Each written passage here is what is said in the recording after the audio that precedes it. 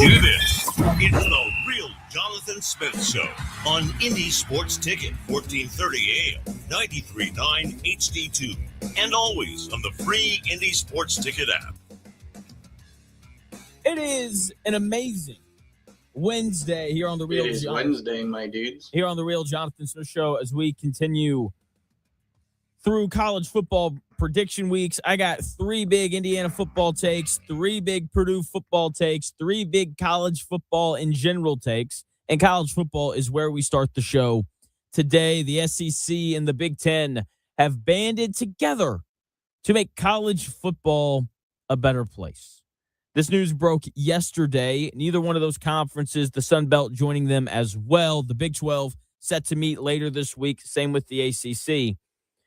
But the SEC and the Big Ten have come together and have basically made it a point that they are not going to allow players that, have declared for the NFL draft, played in a preseason game, done anything NFL related. They are not going to allow them to return to college football. Hallelujah. We got a little bit of common sense going on. I love that.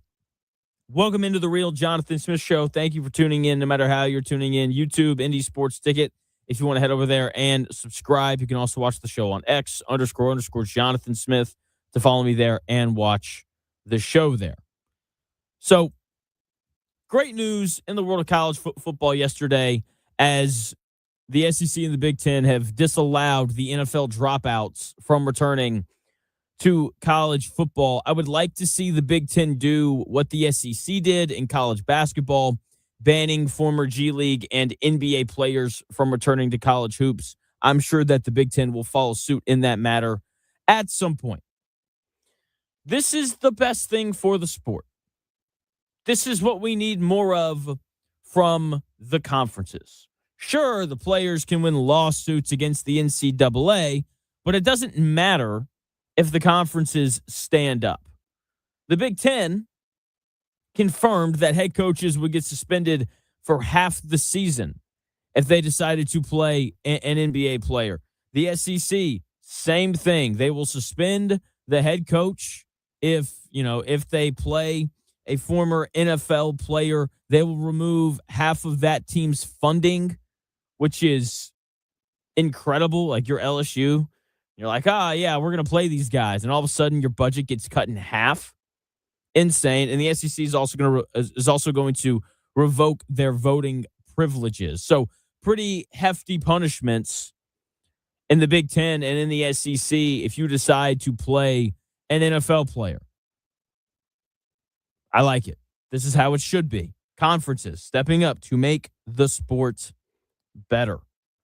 Okay, the players can win as many lawsuits as they want against the NCAA, but it doesn't matter if the results of them actually playing is the head coach getting suspended for half the season. Lane Kiffin is not putting his job on the line for Darnell Wright to come back and be his second tight end.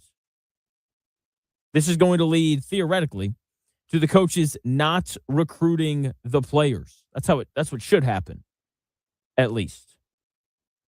So it should happen. We'll see, because the interesting team in all of this is LSU. Will Wade, his entire basketball roster was basically former NBA and G League guys.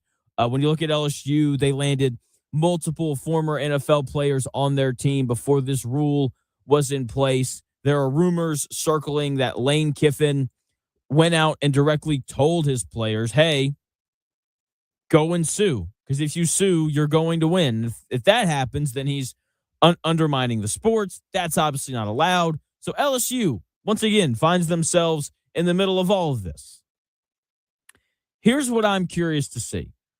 If Lane Kiffin and Will Wade decide to play these guys, then can they just sue to get their suspensions uplifted? This feels like the next hurdle that we're going to be trying to get over. We're going to have these NFL players trying to make a comeback, suing the conferences as well. There's a lawyer in Texas that is assisting the LSU NFL to college football pipeline. He's saying, quote, the SEC's actions put the NCAA in contempt of multiple court orders It is cartel-like conduct when the NCAA conferences attempt to create their own spur-of-the-moment rules in response to courts enjoining those same rules at the NCAA level. Translation, we are not out of the woods yet. The courts could still find a way to ruin college football. They're still doing everything in their power to take away some of the joy that we have on Saturdays. Saying this is going to ruin college football is a bridge too far because I'm watching it either way. You're watching it either way. But here's the thing. Let's say these rules get upheld and the SEC and the Big Ten have successfully done what the NCAA couldn't, and that's find a way to create rules and stick to them. If this works, I think we are another step closer to the SEC and the Big Ten breaking away from the NCAA. This could be the event that gets them to finally pull the trigger and get over the hump of the we don't need the NCAA. Let's get into Over the Hump Day on the Real Jonathan Smith Show. Uh-oh, guess what day it is? Guess what day it is? Huh? Anybody? Julie, hey, guess what day it is? Oh, come on, I know you can hear me. Mike. What day is it, Mike? Leslie, guess what today is? It's Hump Day. Woo-hoo! Hump Day!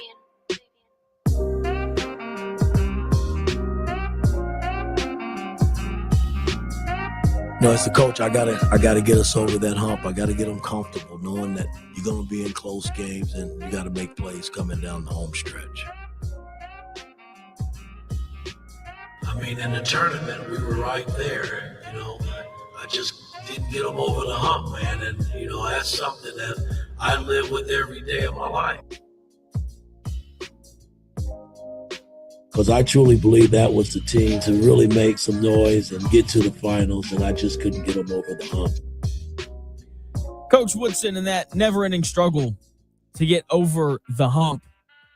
So we are potentially moving or another step towards getting over the, we don't need the NCAA hump for the Big Ten and the SEC with all of this, with all of these kind of court rulings and new rules to keep NFL players out of college football. What is the point of remaining governed by the NCAA if you're having to come up with the rules yourself, if you're having to fix the problems yourself? It's like paying rent to a landlord who refuses to fix the roof, repair the HVAC system, or handle break-ins. Instead, they force you to pay out of pocket for every contractor and security guard and things that you need. And meanwhile, you're still handing this guy your paycheck at the end of the month to be able to live there. If the Big Ten and the SEC are setting the house rules, if they're funding the legal defense, if they're protecting the sport themselves, they don't have a governing body. They just have a squatter taking a cut of their money. What is the point of staying with the NCAA if you're having to come up with the rules yourselves? Isn't that what the NCAA is for? We already know that the SEC and the Big Ten don't need the NCAA in terms of getting people on Saturdays to sit down and watch their games. If this is the way that they can remove NFL players from playing college football, then this is just more proof that the conferences don't need the NCAA if they're the ones that are actually able to fix this. I couldn't find more modern numbers, but this was 4 years ago. But if you go back and you look at the 2022-2023 fiscal year, Chris, would you like to guess how much money the NCAA made that year? Not a clue.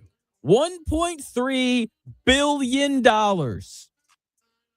$1.3 billion. That's across all sports, but the majority of that money came from March Madness and college football. That's a lot. That's a lot of money. You don't think that the Big Ten and the SEC know that they could split off and take a large chunk of that money for themselves? And you know that they want to, because college football is clearly not about the athlete. It's not about winning or losing, really. It's about one thing. It's about creating revenue. It's about generating money. And the point of the NCAA, if it's supposed to be the governing body that can set rules, and that is no longer the case, the conferences are going to have to do it themselves, then they should leave. And they should take a large chunk of that money with them. Say, well, Jonathan, where does the media come from? Great question. The majority of that money, the majority of that $1.3 billion that the NCAA made in the 2022-2023 fiscal year, the majority of that money came from media rights and marketing deals. Media rights and marketing deals follow the eyes. If the Big Ten and the SEC left the NCAA, the eyes and the media rights and the marketing deals would follow them. Like, oh, okay, yeah. We'll watch the SEC on ESPN like we do every Saturday, except the money's just going to go to them as opposed to the NCAA. If the NCAA can't create rules to protect the sport, but the conferences can, then what is the point of staying in business with the NCAA? At this point, they would serve no purpose. Well, Jonathan, they organize all of the big events. Okay, the SEC and the Big Ten would just hire people to organize the events. They organize all of their own events right now anyway. They organize, like the Big Ten organizes the Big Ten tournaments, not the NCAA. So the Big Ten, more than capable of organizing a tournament. I'm sure that, the Big Ten and the SEC could come together and organize a college football playoff. It wouldn't be that hard. It wouldn't be that difficult at all. The NCAA, again, serves no purpose if the conferences are the ones who can create the rules to actually protect the sport. So I'm glad that the conferences were able to figure out a way to eliminate NFL players from returning. Maybe. We got more lawsuits coming. We'll see if the conferences can win these suits. But this is another reason why the Big Ten and the SEC should just leave. And sure, they're solving a problem for the NCAA right now in disallowing these former professionals to come back to college football. But all that it's really doing is creating another bigger problem for the NCAA. How do they survive without the Big Ten and the SEC? And guess what? If those two conferences decide to leave, they're going to grab a lot of the other teams and bring them with them. They'll call Notre Dame. They'll call Florida State. They'll call Clemson. They'll call Texas Tech. They will call all of the other big brands in the sport to follow them. And if those schools are smart, they'll say, yeah, we're going to make more money if we go over there. And we're actually going to be able to enforce our own rules if we go over there. That is the reality of it. And I'm fascinated to see where the rest of this goes. Is this the final thing that has to happen for the Big Ten and the SEC to get over the hump and finally say, you know what? It's official. We're done with the NCAA. Chris, I know that you're not as big of a college football guy as me. That's okay, though. Thoughts on the Big Ten and the SEC creating rules to keep the NFL dropouts away? I'm for it because you got to have some kind of control, right? Like, you have to have some kind of mentality of staying sane.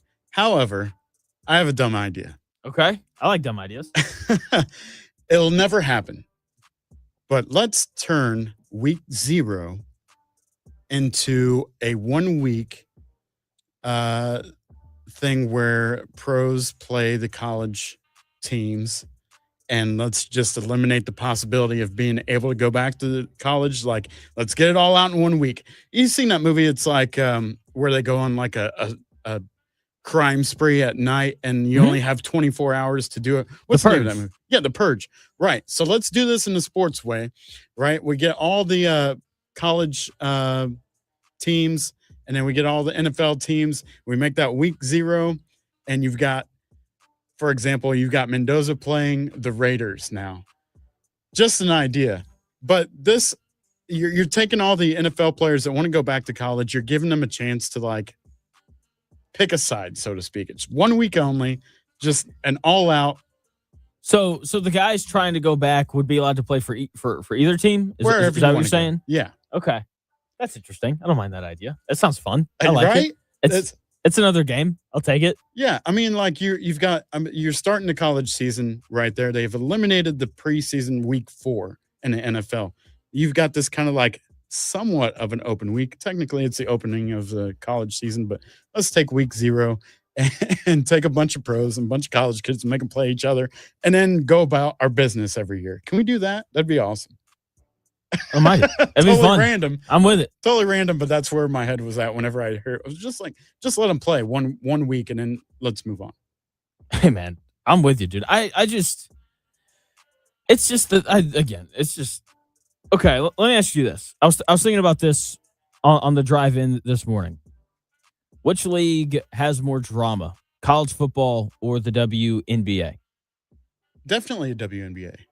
I don't know. We have a new college football story every day. And I feel like the college football stories are like, it's fewer stories, but the ones that come out are bigger. Whereas with the WNBA, it's a lot of stories, but they're smaller. I totally see what you're saying. And so I both are fascinating right now. Yeah, I could see that. It's almost like I compared it to whenever I lived in Denver, right? Because like Indianapolis, we have our problem with crime or whatever, and it's pretty consistent. You hear something crazy every day. In Denver, it's not as consistent as Indianapolis, but whenever it does happen, it's pretty significant. I think that's what you're saying. Yes, that's exactly what I'm saying. Okay, so because like with the NCAA, it's like this girl, clotheslined Sophie Cunningham, and it's like okay, and then college football's like NFL players want to come back. Right. Yeah. I guess in some sense, at the end of the day, you're kind of comparing apples to apples, though. It's like they're both guilty of shenanigans.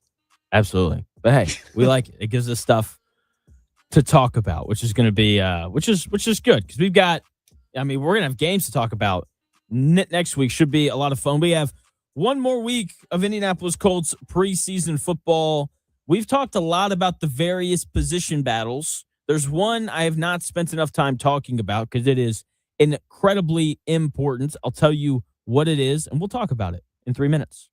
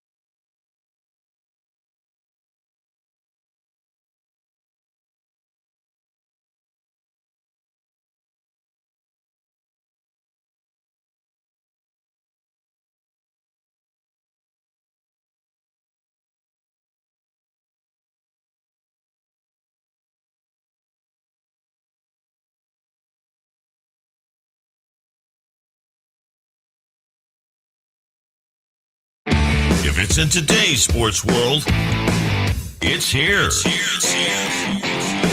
The real Jonathan Smith Show on Indy Sports Ticket 1430 AM, 93.9 HD2, and always on the free Indy Sports Ticket app. We are supposed to be having Destin Adams join the show today at 12:20.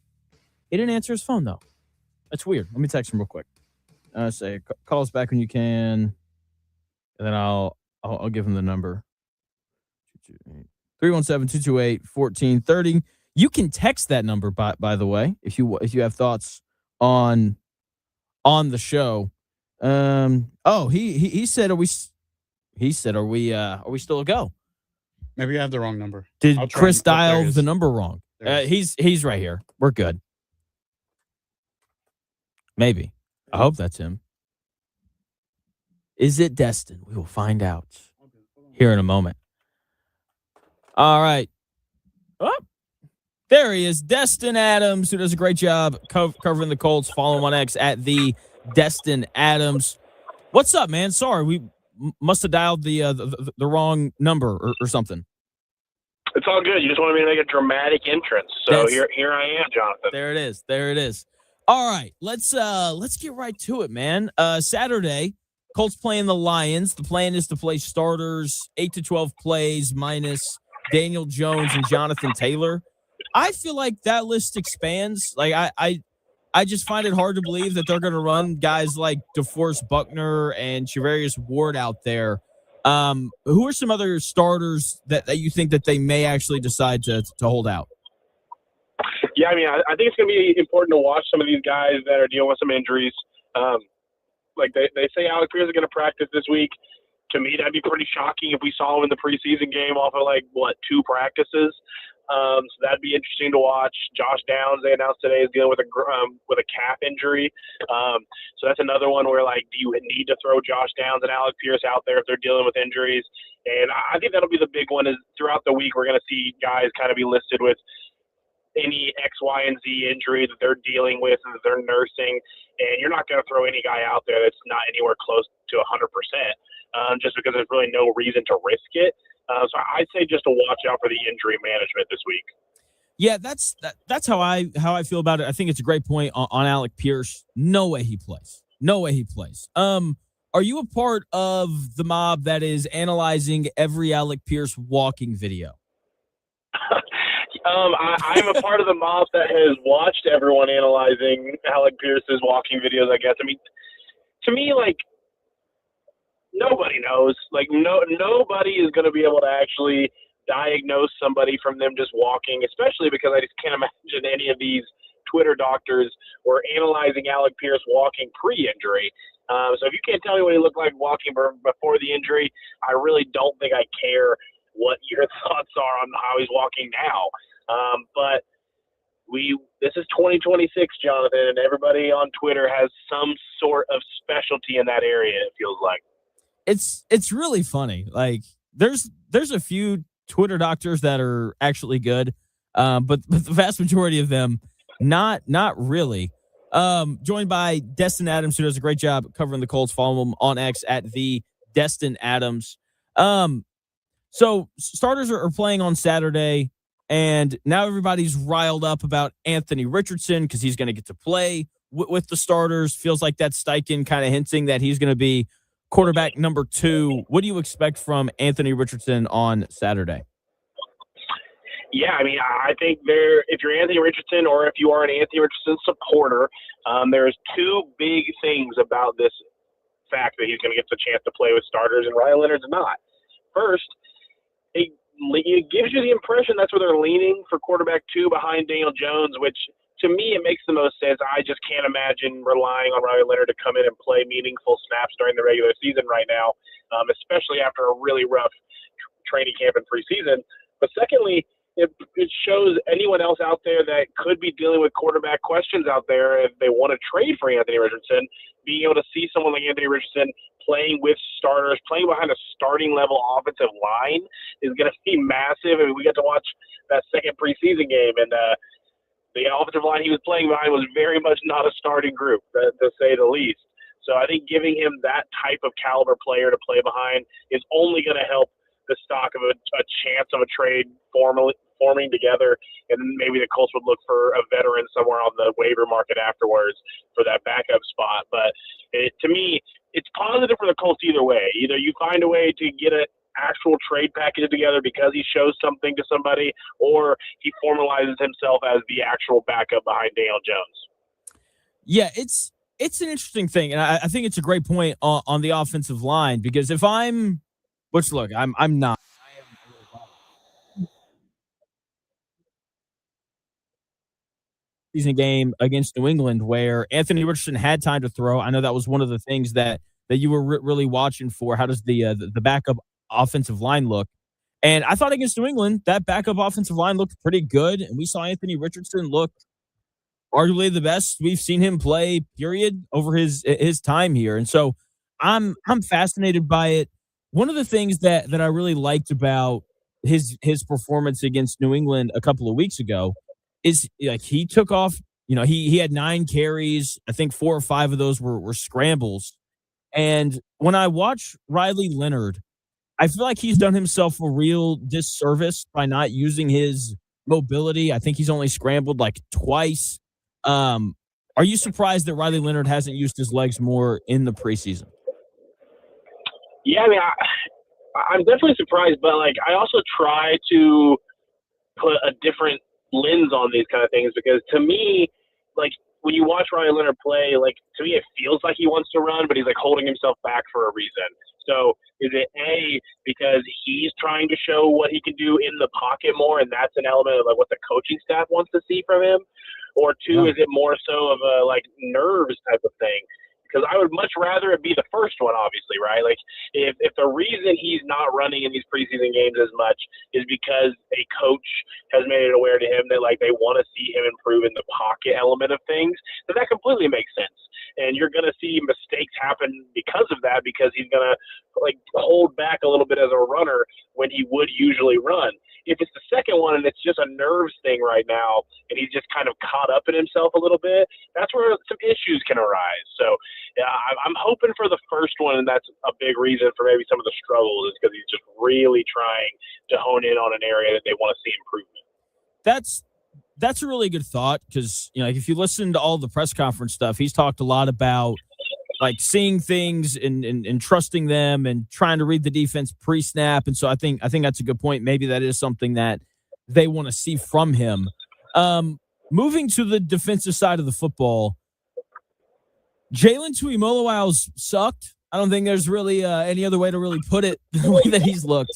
I know that you're a big Josh Sweat guy, but I'm for making a trade for Josh Sweat as well. But there's a part of me that's just kind of asking this question of, like, at this point, would it just be worth Chris Ballard finding a rotational pass rusher that they can trade like a 6th-round pick for, or something like that? Because it doesn't feel like they have the depth required at edge for this year.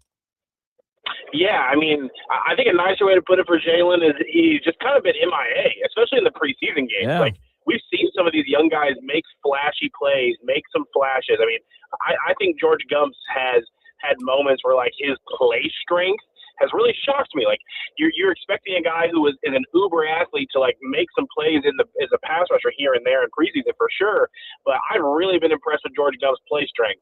Caden Curry, I mean, anytime he's gotten the opportunity, like the coaches have shown that they really respect him in terms of his football IQ, letting him play off the edge, letting him move a stunt inside here and there. Like, that's a lot of trust you're giving to a day 3 rookie to be able to go out there in preseason and kind of have multiple hats that he's wearing on the defensive line. And with Jalen, it just kind of feels like there's just been nothing going on.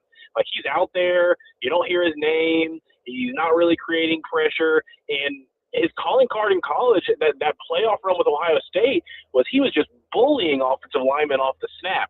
He's not even really been able to display the play strength here in this preseason, which is worrisome. And this group, I mean, every year it feels like Chris Ballard and the Colts are betting on one group developing further than people are expecting. And edge rusher was the one that they made that bet this offseason that they're going to have some of these young guys develop. Jalen was a second-round pick. They really needed him to develop to be that second starter across from Latu for people to really feel any form of excitement about that room. And it's not happening. You can make the argument that people have lapped him. Like, I'd be very shocked if he was a starter week one. I'd be really shocked if he was the first guy off the bench week one. So to me, that tells you have to figure out some sort of rotational piece. Now, if it's a trade for a guy that's just a lower tier player for a late day 3 pick, like that would improve the room. So I'm for it. I personally am still in the camp that you're going to need to find somebody that can start games this year. Like, you look at them and you can find a way to create consistent pressure opposite Latu.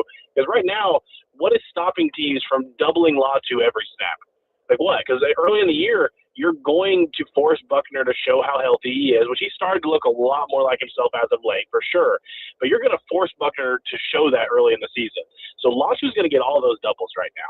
So to me, you got to find somebody opposite. I'm a big sweat guy, like you said, but a guy like Alex Highsmith could make a lot of sense as well out of Pittsburgh. But like, you just got to find consistent pressure somewhere. You do. I'm a big Kayvon Thibodeau guy out of New York, depending on if they want to bring him back or not. I know injuries have been a problem, but like the 1 year he was healthy, dude, a freaking just stud up there. So it's something that we're gonna be monitoring all year. This kind of feels like one of those things where the Colts are eventually going to make a trade, but they'll make the trade like 3 weeks too late. That's kind of where I think we end up with all of this. And so it's a fascinating thing. The other guy that I want to talk about on defense is Justin Wally. Like, he's got like Babe Ruth level lore. It's like we haven't seen this guy, but every time we hear about him, he's like, you know, he has an interception, or he's having really good reps defending Drake London, or Anarumo is just spouting on and on and on about how great he is. What are you kind of hoping to see from Justin Wally on Saturday, assuming that he's one of the starters that does not get held out? Yeah, I mean, I think last year, like, it was just every chance that somebody on this team, somebody on this coaching staff had the chance to talk about these players. Justin Wally was just getting so much praise. And so to see him go down with a season-ending injury and not even get to touch the field for regular season football, like, that's rough. It was one of probably the biggest heartbreaks for the team in training camp last year. So going into this year, all eyes were on him to see what could kind of happen there. And some may have expected like a slow ramp up to be able to get back to where he was, but it's been the same thing. Like, anytime a player in the secondary, anytime a coach gets the chance to talk about this defense, like, Justin Wally finds a way to get a shout out. And to me, that matters. And I don't think you see the Colts be so candid and willing to grant Kenny Moore his just release after no trade comes together if they didn't have so much trust and belief in the kind of player Justin Wally is going to be. So I'm really excited to see him really get his opportunity. It's pretty telling to me that there's just not even been an ounce of competition for that replacement of Kenny Moore's slot. Like, it's just, yeah, it's going to be Justin Wally's job. And I'm really excited to kind of see how he is used in Lou's defense, because I think Lou Anarumo is really pumped to use this guy. Yeah, he's got, like, I know we're very concerned about the pass rush for obvious reasons, but like, this secondary is so strong that I'm sure we'll see all sorts of funky blitzes from Lou, and it'll be a lot of fun to watch. Again, joined by Destin Adams. You can follow him on X at the Destin Adams. He does a great job covering the Indianapolis Colts. So special teams is one of the things that I pay a lot of attention to during preseason, because a lot of these guys at the bottom of the roster, part of why they make the roster is because of what they can do on special teams. And the kicking situation is fascinating, because when we've seen Blake Grupe and Spencer Schrader kick in the regular season, they've both been awesome. And then the preseason and training camp's been weird, because Blake Grupe's been really good in practice, hasn't made a kick in an actual game yet. Spencer Schrader has struggled in practice, and he hasn't missed in an actual game yet. What do you kind of make of this kicking battle going on for the Colts right now? Yeah, I mean, I think you painted the picture pretty well. I mean, to going into that first preseason game, it felt like Blake Grupe had taken an edge on a competition that really felt as 50-50 as it could be entering camp. Now, to me, the thing I keep telling myself as of late is to see Spencer Schrader struggle a little bit early into camp and now starting to ramp up. Like, it makes sense when you think about it. Like, he suffered such a significant leg injury. I don't think it's talked about, actually, about how brutal of an injury he had as a kicker to return from. So the fact that he's ramping up his play, he's looking better as each day goes on, like, to me, that matters. Like, that's telling me that he's getting way closer to the player that got hurt and not the player that's returning from that injury. I think this team loves Spencer Schrader. I think he was a special component added to that locker room last year. I think a lot of guys were just gutted to see a guy that was finally getting his opportunity and making so much of it go down like he did. So to me, it was always going to be, if it was close, I think Spencer Schrader would get the job, just because I think so many people in the locker room want to give it to him, and they just had to have a reason not to. And I don't think as of late he's given them a reason not to. I mean, obviously, Blake Grupe has not exactly been given a good shake of things in the preseason, because, yeah, he's not made a kick, but he's also not really gotten many attempts. Missing the 61-yarder, no one's going to fault him for that one. Missing the sub 40-yarder last week. I mean, that you can't see that if you're in a kicker battle for sure. But I think my personal thoughts on it have just always been, if it's close, I think this team's going to want to give it to Schrader. That's interesting. I mean, I'm not going to disagree with you. But yeah, I think it's a really good point on just kind of his coming back from the injury. I know he was talking after the game last week, and he was talking about just like building confidence and feeling good about, you know, his legs again. And it certainly seems like he's kind of turned a corner in that regard. It'll be fascinating to see which one they go with. Last thing for you, Destin, and I'll let you go. Sticking with the special teams, that wide receiver 6 spot is really interesting. I kind of thought that it was going to go to Coleman Owen because he was going to return punts and things. And Brian Mason the other day was talking about Ashton Doolin maybe seeing some like returning work. I know we've seen him return kickoffs before. He's never returned a punt. And so the punt return thing I find fascinating. I just don't understand why they can't run Josh Downs out there to do it. Like, I understand that he's an important part of the offense, but Josh Downs is the kind of guy that I want to have that. I want to have him touch the football as many times as possible. And if punt returns give him an extra 3 touches a game to do something special for me, I wouldn't want to pass up on that. They've already got him as kind of like their hands team returner, where if they just need someone to not muff the punt, like he's going to be the one to go out there and receive it. I would move him to just full-time punt returner, have Deion Burks be wide receiver 6, because he seems like he's got a little more upside than Coleman Owen does. What do you kind of think about that punt returning spot? Yeah, I mean, I think first, getting the Keenan Allen signing done was a big part of this, because it kind of opens up Ashton Doolin to play a larger role on special teams again. Because early in camp, you really weren't even seeing him getting gunner snaps, which is, to me, like a travesty as a guy who likes to watch special teams football, because he's one of the best gunners in football when he's given that role. So the fact that Keenan Allen's back in the fold and going to be a starting receiver, like, that takes a little bit of the snap count expectations off Doolin, where it moves him down the thing where he can play on that special teams role. In terms of receiver 6 now, because of that, it's allowing them to test things out with Doolin at punt returner. And to me, it's kind of been a thing of, is it going to be Deion Burks? Is it going to be Coleman Owen? Like, it seems like those two are the ones that like are battling for that final spot right now. Treadwell is a veteran, obviously, who's been on the practice squad for the last couple of years. Feels like he'd be an easy guy just to get back on the practice squad. And if you need to call him up for special team snaps, you very easily can.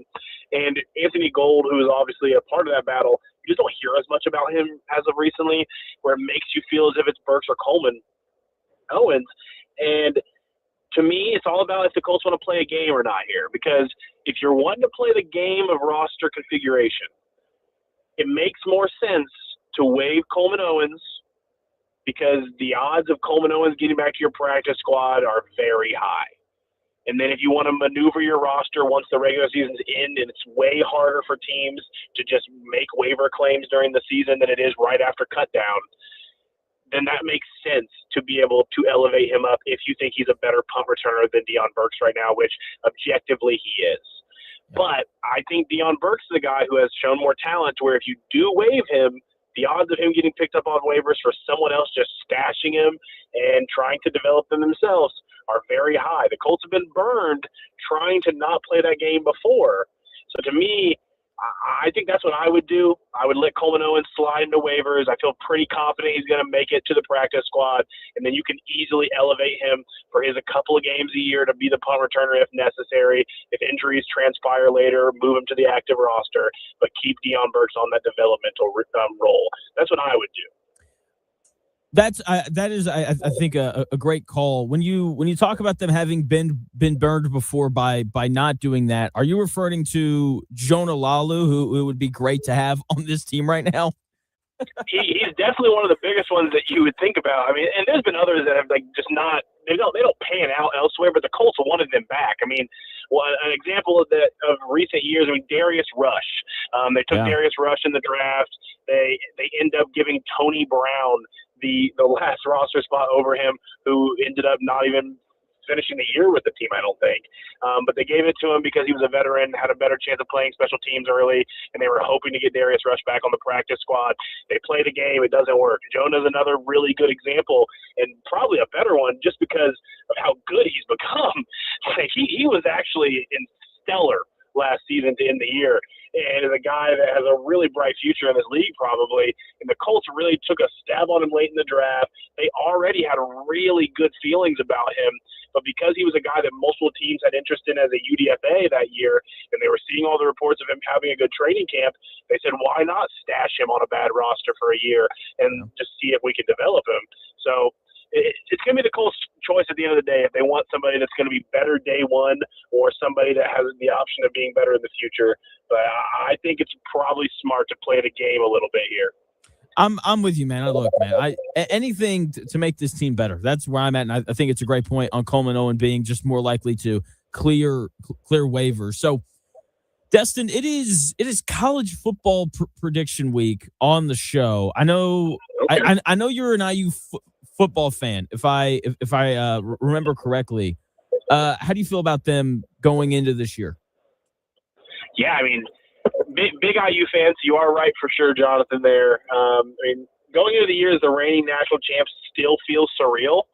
As a lifelong Indiana Hoosier fan for football, just a crazy feeling. But I mean, to me, I know everything is being talked about with this IU football team about how important Mendoza was, the Heisman winner, the number 1 overall pick, and how losing him is going to be this major thing that Cignetti is just not going to be able to handle. And don't get me wrong, Mendoza was incredible, one of, if not the best Indiana Hoosier football player of all time.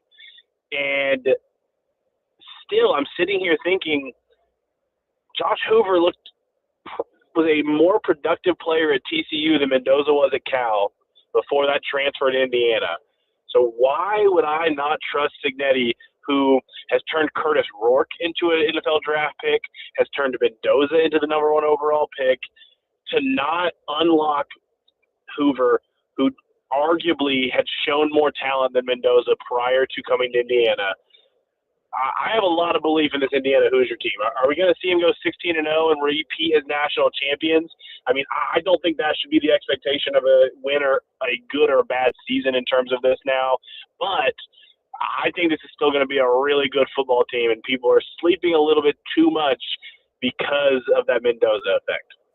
Yeah, I've talked a lot about the Mendoza thing on the show, and my thing is just my question isn't an overall talent thing for Josh Hoover, because you're exactly right. The dude's lit it up at TCU. The thing with Mendoza that was so special was Indiana was really good last year because they ran the ball at will, and their defense was fantastic.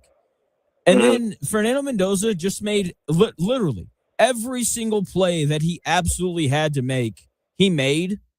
And I that is the part to me that's hard to replicate. And so, like, look, if Josh Hoover can lead game-winning drives against Penn State after taking a sack on the first play and respond after throwing a pick six against Oregon, and can have the game that Mendoza did against Ohio State, then, like, yeah, Indiana's probably going to win a national title again. I just think that's a lot to ask of somebody. Yeah, I think that's a good point for sure. I think the best part of this is we've seen Hoover play at a high level at TCU, like you mentioned, and we're giving him the best running game he's going to have had in his career, the best defense he's had in his career, arguably the best offensive line he's had in his career. I think we're going to see the best version of Josh Hoover, and I think that can be a really good football player. I agree. Like, I think I'm dipping into my takes a little bit later, but I think I use a final four team, and then we'll kind of see where the cards fall after that. So I'm with you. They're going to be really, really good. Again, can't wait till they play Ohio State in week 7. That's going to be the loudest Memorial Stadium has ever been. So should be a really fun football season. Destin, Substack, is it up? I've been looking, and I like to just consider that it's like I'm on my Substack is like on the pup list right now. Okay. We're going through some stuff behind the scenes to get everything cleared ahead of week 1. Call me Alec Pierce, I guess, because I feel really good that I'm going to be ready for week 1. I feel really good that I'm going to be ready for week 1. Just having to get all these X's and Y's figured out. But we're going to be there. I'm still covering the Colts daily. You can follow me on social media where I'm handling all that. But my written work will be back for the regular season, I promise. Okay. Sounds good. Destin, thanks for your time, man. Thanks. Yep, you got it. That is Destin Adams. Follow him on X at the Destin Adams. He does a great job covering the Indianapolis Colts. If you are looking to assist with those affected by the floods throughout Indiana, please log on to IndySportsTicket.com. There's a link that you can click, and it'll take you to a place where you can help those that have been impacted. 317-228-1430 with your thoughts on the Colts, Indiana, whatever more. You can text or call that number. We'll talk more Colts when we come back. I have a question for Chris, and I'll ask it in 3 minutes.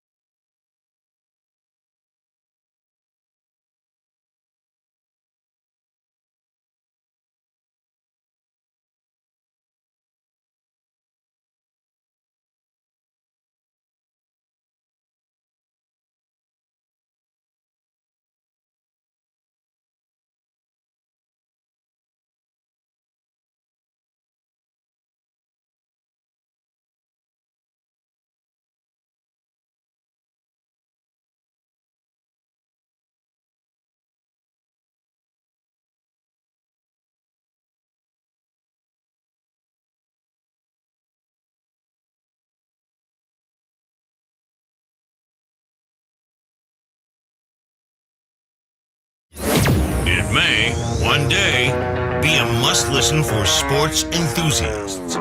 Yeah, and monkeys might fly out of my butt. Uh-oh. The Real Jonathan Smith Show on Indy Sports Ticket 1430 AM, 93.9 HD2, and always on the free Indy Sports Ticket app. Yeah! Big thank you to Destin Adams for joining us in that last segment for as long as he did. Talked a lot of Colts. Talked a little IU football there, as well as it is college football prediction week on the Real Jonathan Smith Show. Next week is NFL prediction week. Can't wait to do that. So we'll do, obviously, a ton of Colts takes and things next week as we get ready for the season. And we'll obviously do records. We will put those in stone. Chris, man. We still sitting at 5-12. What kind of needs to happen before? What needs to happen before next week for you to be like, this team's not going to go 5-12? I don't know if anything can happen before next week that would change my mind. Right now, going into the season, I don't think they'll lose any more or win any less than 5 games. So you think the floor is 5? Yeah. Okay. That's fair. Whenever they went after Keenan Allen, I felt a little bit better and went and said maybe 7-10. It all really comes down to Daniel Jones's play. What's the ceiling? Give me a range. 5, like they win somewhere between 5 and however many games. Probably 9. No, double-digit wins is off the table. I can't. I don't feel good about it. It's kind of like going into a new relationship. You meet somebody and you're looking for that consistency. You feel you feel confident if they're consistent, right? But like there hasn't been consistency in the Colts for a while. So I'm suspicious how consistent they will be this season. That's a great point. Okay. That is a totally fair statement. Here's my question though. There is consistency in the core. Like this team was 8-4 before Daniel Jones got hurt. Like, and it's a lot of the same guys. It's, Daniel Jones and Jonathan Taylor and the same offensive line. And instead of Michael Pittman, you may have gotten better with Keenan Allen. And so I think that is consistent though. You're not wrong, but other teams have gotten better along the way too. Valid point. So as the Colts are somewhat staying consistent, other teams are improving and not only staying consistent, but getting better. And with that, if we're not getting better along with them and just staying consistent, that's kind of mediocre. You're not going to move any further than you did last year. What about the defense though? Because like the secondary is better than what it was last year. I think it looks like the linebackers are going to be better. And now if you want to say, well, the edge rushers are worse, there's no argument for that. But I would argue that they've gotten a little bit better on the back end. You're not wrong there, but at the same time, it takes an entire team to win a game. You can say the best teams have, defense wins championships or whatever. You can say that. But in the Colts' particular situation, they need a full circle team to win each game, not just the defense, not just Jonathan Taylor, not just Daniel Jones. They need a full circle participation to win each game. And you can go into week 1 feeling good about the defense, go in week 2 not feeling good about the defense. That's the inconsistency I'm talking about. Yeah, that's a great point. That's a great point. All right, I'm fired up for next week, man. It's going to be fun. I'm fired up for today's show. So the Colts are still trying to figure out who their starting kicker is going to be. Is going to be Blake Grupe? Is it going to be Spencer Schrader? I think I know who I would pick. I'll tell you who at 1 o'clock, but first, Chris has your sports update.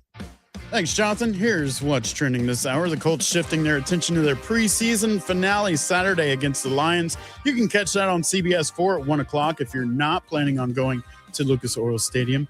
Cornerback Justin Wally expected to get a few plays in at least. He tore his ACL a year ago after being drafted and hasn't played a snap of football since November 2024. Obviously, Jonathan excited to see him get out there. Also trending this hour, North Texas officially named Taven Jackson as their starting QB for week 1 against IU. Jackson is the younger brother of former IU basketball legend Tracy Jackson Davis. Now, analysts also clarified that the Big Ten's new rule barring new pro athletes from returning to member schools has no structural impact on IU football specifically. Defensively, IU continues to evaluate secondary roles after last night's closed scrimmage. That's what's trending this hour. More of the Real Jonathan Smith Show in 4 minutes on Indy Sports Ticket 1430.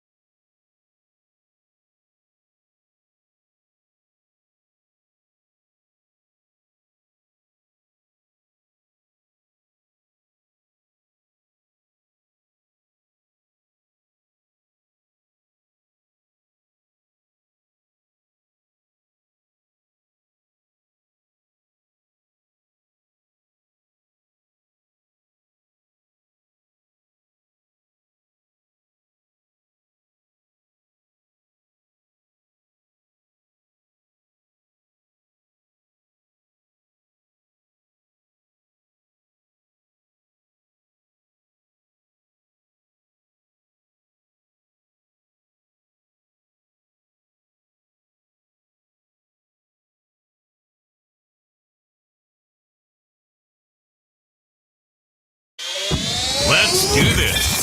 It's the Real Jonathan Smith Show on Indy Sports Ticket, 1430 AM, 93.9 HD2, and always on the free Indy Sports Ticket app. Hour number 2 of the Real Jonathan Smith Show getting underway. What was a very fast-moving hour number 1. And the Indianapolis Colts wrapping up their preseason on Saturday. We've talked a lot about the backup quarterback competition between Anthony Richardson and Riley Leonard. But there's another competition going on that I haven't talked about nearly enough, and it is the Colts kicking competition. Special teams are always the most overlooked thing on a football team.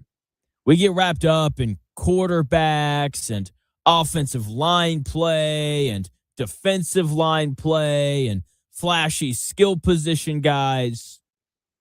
Special teams, though, can be a separator for your football team. The Seattle Seahawks won the Super Bowl last year because of their special teams. The second best team in the NFL last year was the Los Angeles Rams. The Rams had a better quarterback than Seattle. They had more weapons than Seattle. They had pass rushers. They had a good secondary. But what the Rams didn't have was an answer for Rashid Shaheed running down the sideline on his way to the end zone for a punt return touchdown.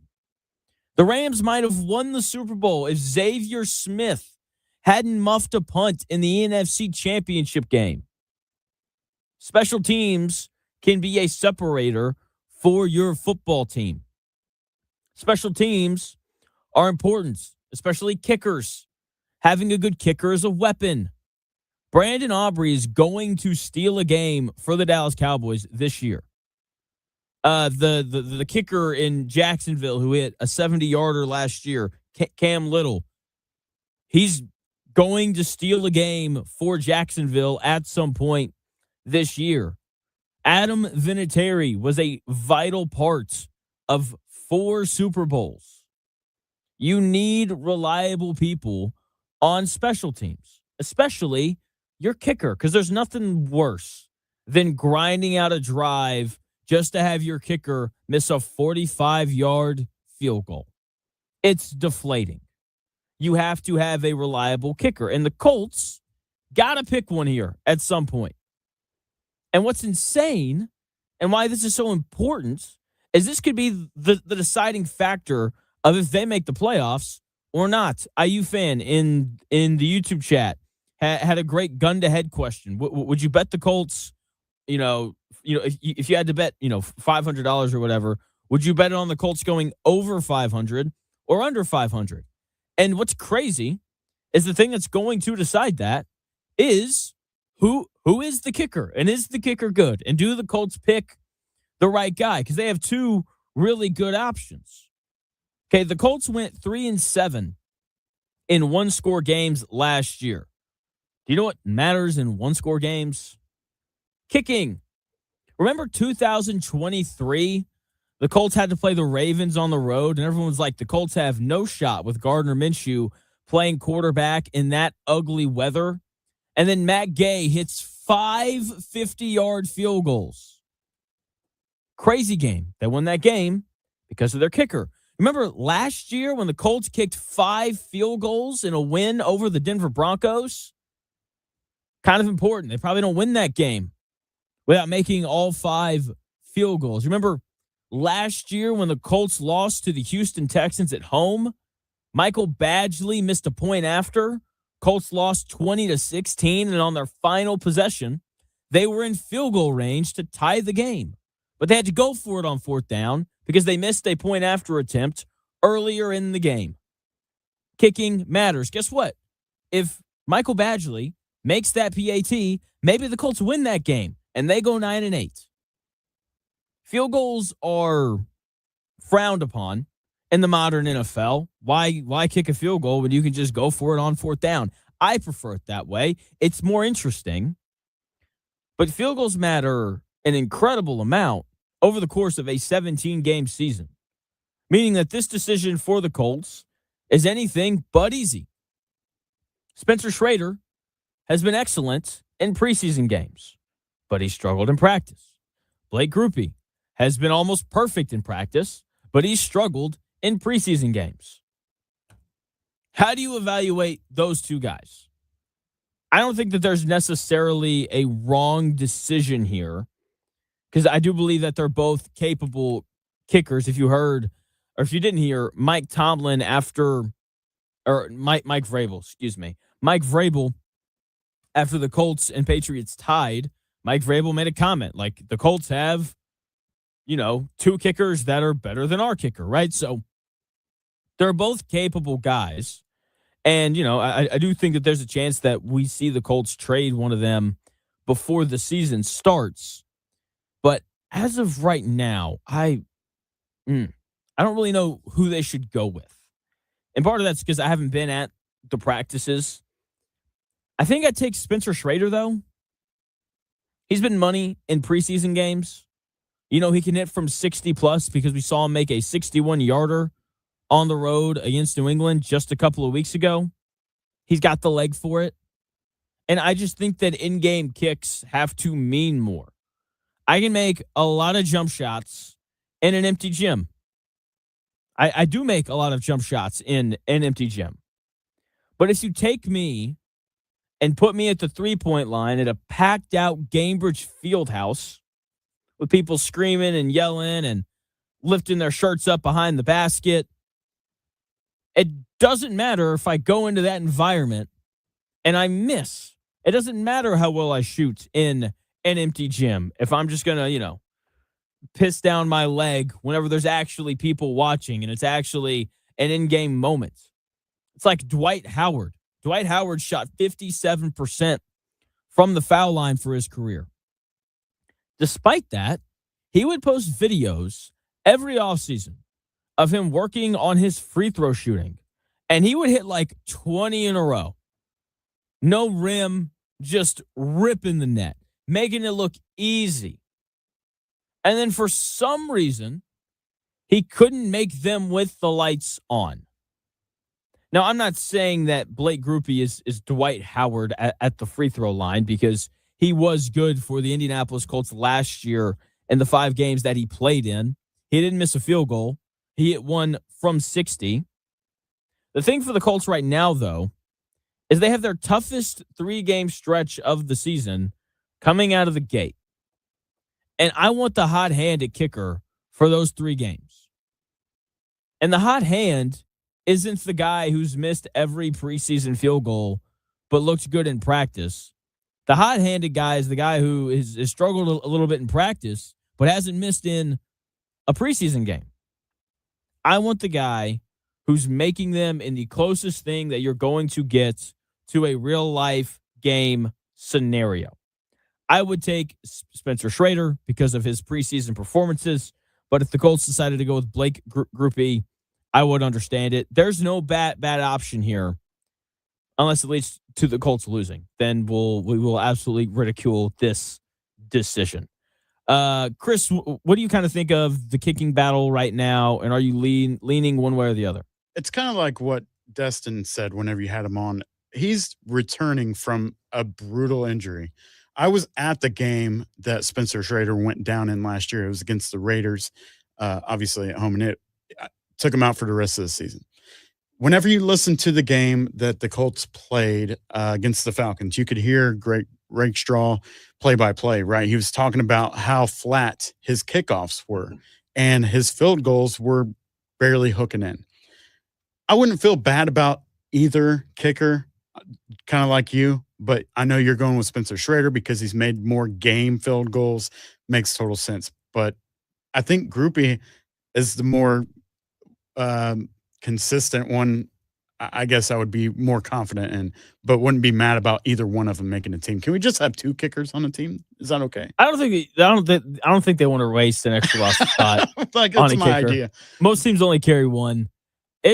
And whichever one they decide to cut is going to get picked up somewhere. That's why I think that they'll just trade them For sure. whoever it is. I think, just like you said, you want them to be able to make it whenever the game's on the line and it comes down to a field goal. I would feel okay about either one based on what we've seen so far. But I think personally, I feel better about Grupe, but wouldn't be mad about Schrader staying either. That's where I'm at. Yeah, I ultimately at the end of the day, I just want the guy who can put the ball through the goalposts when it's needed. When it matters. When Sure. it matters. Absolutely. You know? Do you want to hear about a quick transaction that you may be excited about? Is it Mekhi Blackman getting cut? Mekhi Blackman has been waived by the Colts. Mekhi Blackman is gone. Good. If you can't cover if you can't cover insurance agents in the preseason, you should not be on the Indianapolis Colts roster. Who did they sign? If they did, Kenneth Harris. Kenneth Harris. Not familiar with him, but can he? Question: can Kenneth Harris be worse than Mekhi Blackman? There's only one way to find out, but Kenneth, I guarantee you he will get less penalties. Is Kenneth Harris spelled Kenneth? That's correct. Oh, this is a guy who's never played in the NFL before. Is this a undrafted free agent? I haven't gotten that if far. It says it may not. Kenneth Harris, Colts. His LinkedIn page did not pop up. All right. Wow, he's popped up on a lot of stuff here. Played at Arkansas State. Dude's a stud. Automatic brownie points for Jonathan if you played in Arkansas. Transferred up to Oklahoma State. So went, Sun Belt to Big 12. Nice little leap there. Decently sized corner. 6 foot, 192 pounds, 24-year-old rookie. Let's see it, man. I'm trying to think back to that Colts Patriots preseason game. I'm trying to remember if I just remember Kenneth Harris sticking out. Not really. I do want to address the chat on YouTube, Indie Sports Ticket, if you want to head over there and subscribe. So, IU fan asked a great question. If you had to bet $500 on the Indianapolis Colts, would you bet them to go over or under 500? I would bet them to go over. I think this is at a minimum a 9-8 team. We need a betting board in here because I would take the under. You've got it on a sheet, but we need a board that we can put our season bets on. Yeah, we're going to put it in here, but I would take the under. Okay. If I, gun ahead, $500. This is not in stone yet. It'll go in stone next week. But right now, I would bet the over. They went 8-9 last year, and Daniel Jones missed, basically 5 games. And I think that the secondary is much improved. I think Keenan Allen's an upgrade over Michael Pittman. Tyler Warren should be better in year 2. The offensive line is going to be really good again. Now, look, maybe the edge rushing situation is so terrible that none of those other improvements are going to matter. I just have a hard time believing that they get worse. That's fair. I'm naturally a pessimist anyway. So I need a lot to say that it's going to be better than last year. I think a lot, even up to this point, has needed to happen for me to feel better about having a better record than last year. So the safe route would be to take the under in this current situation because we're so shaky just going into it. We're not running with a head full of steam. We're crawling into the regular season, right? So that doesn't make me feel good about going over for the season. A lot of people seem to agree with you here, man. I'm on the wrong tab. There we go. Roswell, 3-14. Sadly, 3-14 feels like a bit much. They're going to win more than 3 games. 3-14, I think would be more of the Browns or the Jets. You know what I mean? Yes. I think the Colts are significantly better than those teams. Yeah. Barring Daniel Jones wasn't actually healthy and he tears his Achilles week 1. Even then, though, I think if Anthony Richardson was the starter of this football team, they would still find a way to win 5 or 6 games. Yeah, with Richardson or Riley, I feel good about at least 5 wins on the season. No lower than that, regardless of who's playing quarterback. Ridger agreeing. I can see 3-14 for sure. I have zero confidence with the defense. It's a fair point. If that's your reason for going under, I'm not going to argue with you because the edge rushing thing is it is a real concern. But I would like to offer this up. The Colts started 8-4 last year in spite of a defense that wasn't very good. And I do think that the defense is going to be better this year because they have Sauce Gardner, Justin Wally is going to play this year.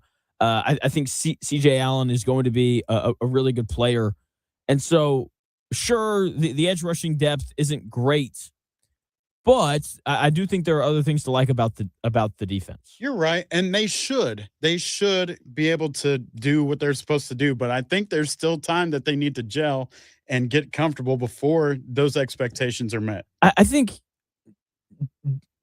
defense is a little bit different from offense in that regard, of like meshing together offensively is important, right? Because offensive linemen talk about 5 guys, blocking is 1.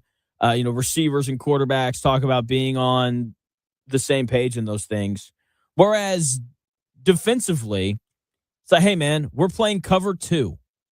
Cover 2 for the Indianapolis Colts and cover 2 for Center Grove High School are basically the same thing.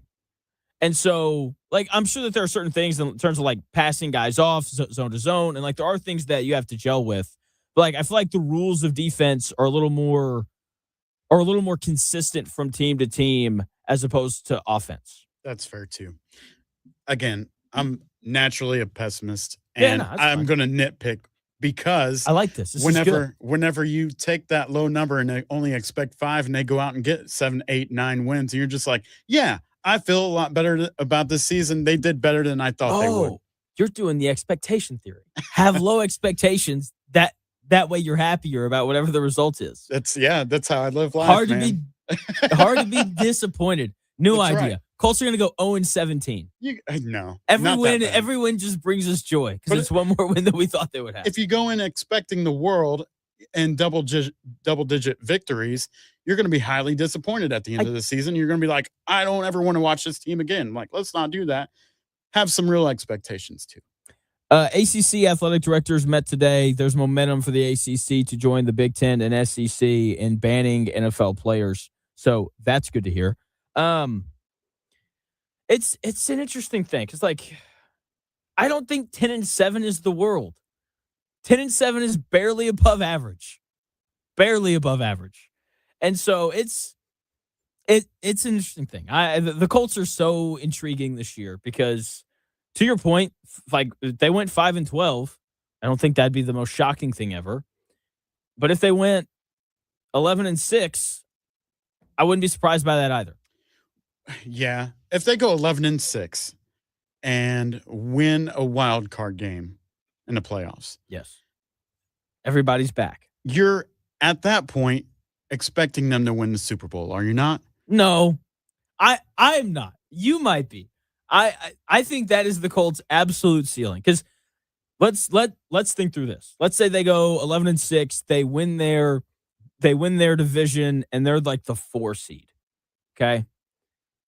And then they beat, probably the Steelers or whoever is the 5. And then in the next round, you're probably playing the Ravens, Broncos, Chiefs, maybe it's the Chargers. On the road at that. On the road. Probably not winning that one. No, you're not winning that one. Absolutely not. And so that's. So my question, expectations of a 5-12, or would you rather see them knowing that they wouldn't make it past the second round? Would you rather see that and Ballard for another year, or just kind of keep it in that expectation lane of like, are you hopes and dreams or are you expectations? You got to pick a lane. I would rather go hopes and dreams just because that's the best thing for us. Yeah, why not? Yeah. It's the best thing for the show. And I'm not a Colts fan. I'm not really even a Dolphins fan anymore. I am a real Jonathan Smith show fan. So whatever is best for the show, that is what I'm rooting for. Totally fair. And hopes and dreams, certainly the best thing for the show. Right. The Giants are my second favorite team, and I have expectations for them too. It's not hopes and dreams. I don't expect them to win more than 6 or 7 games this season either. Yeah. That's just the reality of it. Yeah. Especially after losing, another player yesterday, Calvin Austin, out for the season. So, bummer. I don't know. I would like to see them go after a Super Bowl, but I don't think it's going to happen. But along the way, I don't expect them to finish dead last either. Yeah, that's fair. That's fair. All right. It is college football prediction week on the Real Jonathan Smith Show. Today, I've got 3 Indiana football takes I would like to get off my chest. I've got 3 Purdue football takes I would like to get off my chest, and 3 general college football takes, kind of applying to the entire country. I will give you my 3 Indiana football predictions in 3 minutes.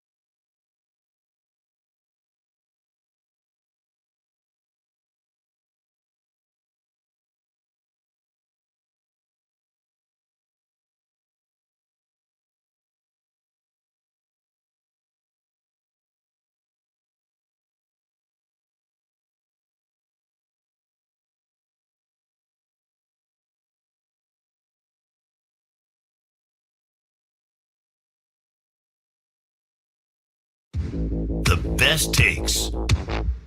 Maybe. The Real Jonathan Smith Show on Indy Sports Ticket 1430 AM, 93.9 HD2, and always on the free Indy Sports Ticket app. College football prediction week here on the Real Jonathan Smith Show rumbles on as we get to. I do this every year. I lay out a few takes on the upcoming season. They are supposed to lean towards the bold side of things. You know, we're going big, bold predictions. Not quite hot takes. Not really a hot take guy. But let's start with Indiana football. We'll get to Purdue here in a moment. Number 1, Josh Hoover throws double-digit interceptions, and turnovers are a much bigger problem for the Hoosiers this year compared to last year. I am a big believer, because the data proves it, that turnovers are a lucky thing. It is a luck-based thing. There is no way to foolproof your ability to turn the football over. And Indiana, in terms of luck, has a recipe for disaster on their hands this year. The first problem is the style of play from their quarterback. Josh Hoover is more of a gunslinger than Fernando Mendoza was. He is naturally going to put the ball in harm's way more often. He's more willing to squeeze the ball into tight windows. I like it. Okay. Fernando Mendoza threw 6 interceptions last year. I think Hoover gets to at least 10. If he doesn't, he will definitely throw more than 6. I would be surprised if his interception number stayed at 6 or fewer. Okay. And then turnovers as a whole. I mean, Indiana last year. I just, this stat's incredible. The ball literally bounced Indiana's way last year. Indiana fumbled the football 8 times. Chris, would you like to guess how many of those 8 fumbles Indiana did not recover? 2. They recovered all of them but 1. They fumbled the ball 8 times. Only once did it result in a turnover. That's not happening again. That's insane. Listen to this. It only gets crazier. Their opposition fumbled the football 16 times. Indiana recovered 11 of them. Of the 24 fumbles that occurred in Indiana football games last year, Indiana recovered 16 of them. They're not recovering 67% of the fumbles in their games this year. It's not happening. Turnovers, much bigger problem for Indiana football this year. That means that they only turned the football over 7 times last year. It's absurd. Not happening again. Number 2, Indiana improves their run defense. This is a team that was 3rd in the country last year in rushing yards allowed per game at 80. I think that they're going to finish the year as the best run defense in college football. It stinks to lose Aiden Fisher, late round draft pick by the Houston Texans. But Isaiah Jones and Rolijah Hardy are 2 all Big Ten level players who combined for 180 tackles, 15 sacks, and 30 tackles for loss last year. Those 2 guys are going to be flying around all over the field this year, and I can't wait to see it. The real kicker in all of this as well is Tyreek Tucker, big 310-pound nose guard or defensive tackle, is still in the middle of that defensive line. Yes, they are having to replace edge rushers. We're still unsure on whether or not Kellen Wyatt and Stephen Daly are going to be able to come back and play another season. But even if those guys don't, like the edge rushers, I think are going to be fine. Indiana did a really nice job in the portal filling that void. But between Tyreek Tucker and these linebackers, teams are going to find it dang near impossible to run the football on this front 7. I think Indiana finishes the year with the best run defense in all of college football.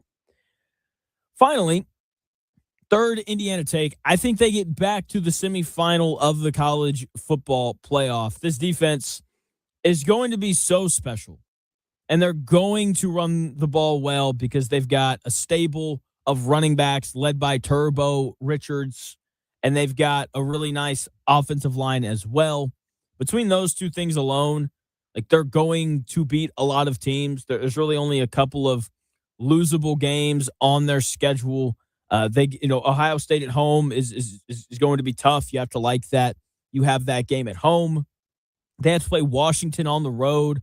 I'm not as bought into Washington as a lot of other people kind of seem to be, but if I end up being wrong, which is very possible, then that game on the road could be tough. Washington, that's a tough place to go and win as well. So I don't think Indiana is going undefeated in the regular season this year, but I do think that defense and their physicality on offense is enough to get them to the Final Four again this year.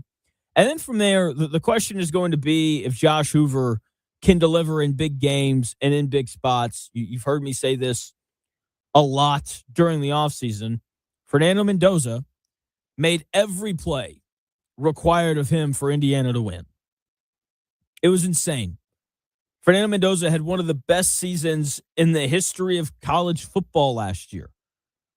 That guy had like 48 touchdowns total on the year. That's freaking crazy. Is Josh Hoover going to be that good? Maybe. I don't think that he is. That is an incredibly high bar to ask him to reach. So I think Indiana gets to the semifinal. I think they lose to a team like Ohio State, Oregon, Georgia, Miami, one of the other 6 schools that are good enough to win a national title. Teams with, potentially better and more experienced big game quarterbacks, Arch Manning, Dante Moore, Julian Sayin. So it'll be a very interesting thing. Someone over in the YouTube chat chiming in, saying that Shanahan will call the offense to Hoover's strengths. Well, yeah, that's his job. But just because you call the offense to someone's strengths doesn't mean that they're not going to make a mistake. We've got 3 years worth of history to show that Josh Hoover is, liable to make mistakes and try to throw footballs through windows that he shouldn't try to throw them through. And part of that is the fact that during his time at TCU, they asked him to do everything. They put a lot on his plate. They're going to take some things off of his plate this year, which will help him. So with that being said, I do still think that we see him, turn the football over 10 times or more. And Indiana as a whole just isn't as good holding on to the football, just because mathematically there's no way that happens. But in spite of all that, I still think that Indiana finishes the season as one of the 4 best teams in college football. Let's move to the other end of the spectrum here. I got 3 Purdue football takes. I'm fired up for it. Look, if you come on the show, we immediately root for you. Okay, so Coach Odom being nice enough to come on the show, I've got 3 thoughts, 3 takes on Purdue football this upcoming season. The biggest one, I think that they make a bowl game. I think Purdue finds a way to sneak into a bowl. I'll tell you why I think that in 3 minutes.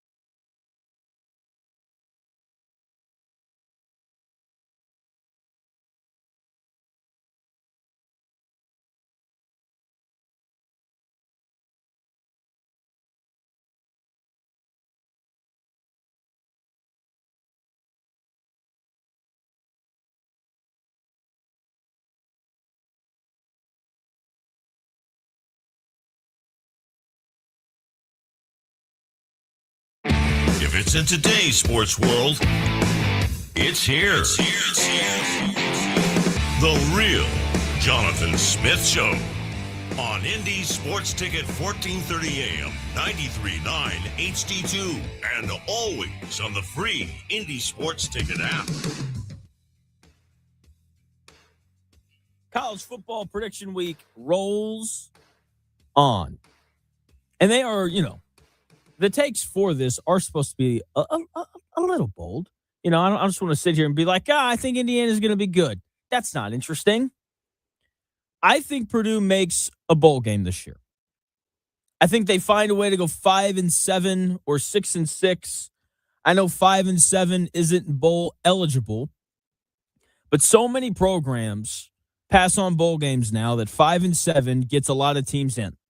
It happened with Mississippi State last year, and I think Purdue can get to that number, 5-7, because look, they've got one win already. They're beating Indiana State at home. That's going to happen. From there, they have to go find 4 more wins. And I think it's very doable. In order to do that, though, they have to beat Wake Forest. Like, they have to start 2-0. They have to beat Indiana State, and then they have to beat Wake Forest if they want to get to 5 wins. It's a winnable game. That game's at home. Wake Forest is replenishing a bit from last year. So that's 2. And then they need 3 more in Big Ten play. Purdue gets to play Minnesota, Maryland, and Wisconsin all at home. Maryland, not very good. Minnesota, a traditional 6-6 team in the Big Ten. Wisconsin under Luke Fickell has been uninspiring, to say the least. If they win those 3 and they beat Wake Forest, that's 5. That gets them to 5-7. You'll have other teams drop out of bowl games. And boom, the next thing you know, you're in. All those games are incredibly winnable for them. Everyone's like, Purdue in a bowl game. What an idiot. This is college football predictions week. Teams exceed whatever your expectation is of them all the time. All the time. If we had said 2 years ago that Coach Cignetti was going to show up at Indiana and immediately go to the college football playoff, people would have been like, you're crazy. That's not going to happen.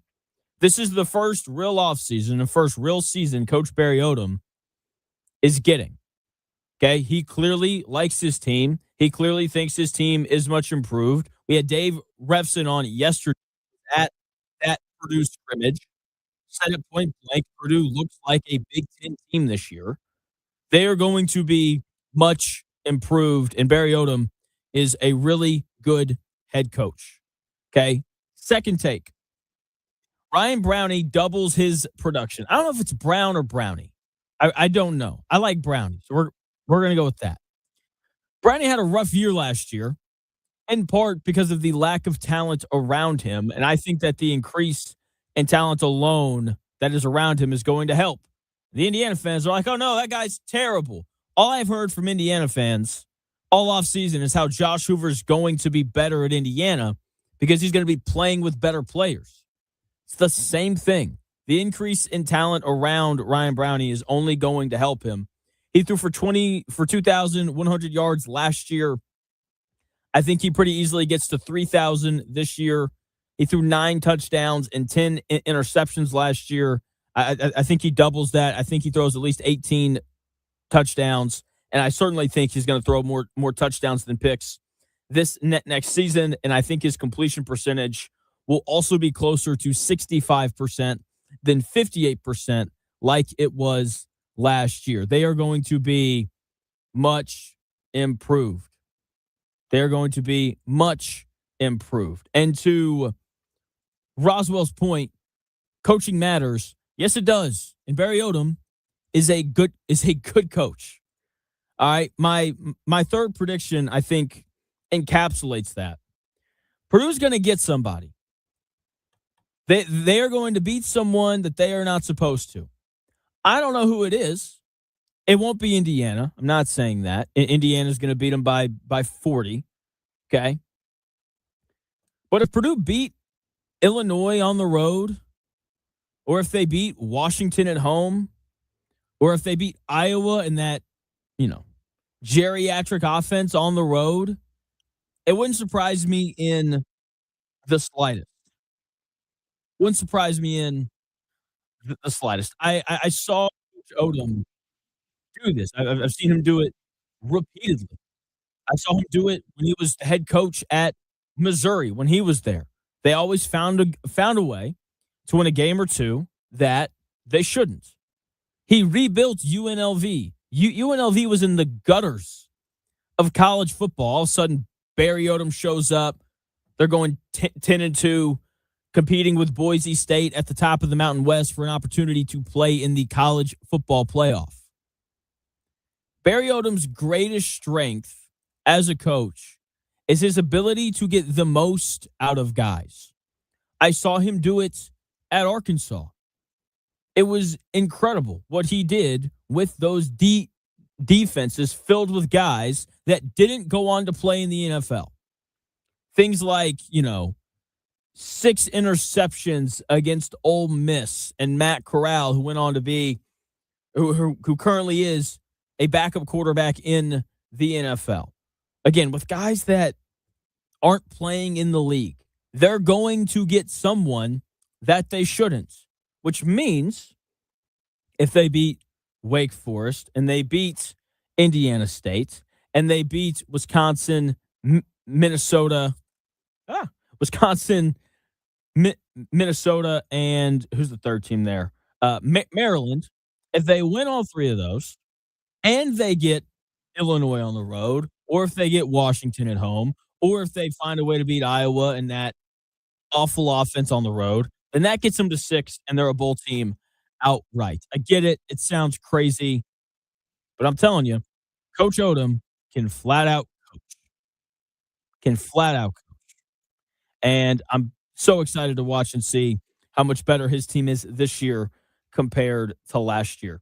Chris, we got someone on the someone hitting the text line 317-228-1430 saying Purdue in a bowl game, take a portable breathalyzer on YouTube, please.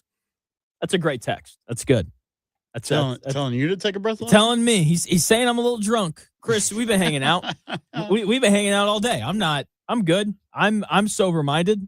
No, just giving a take. That's all. A sober take.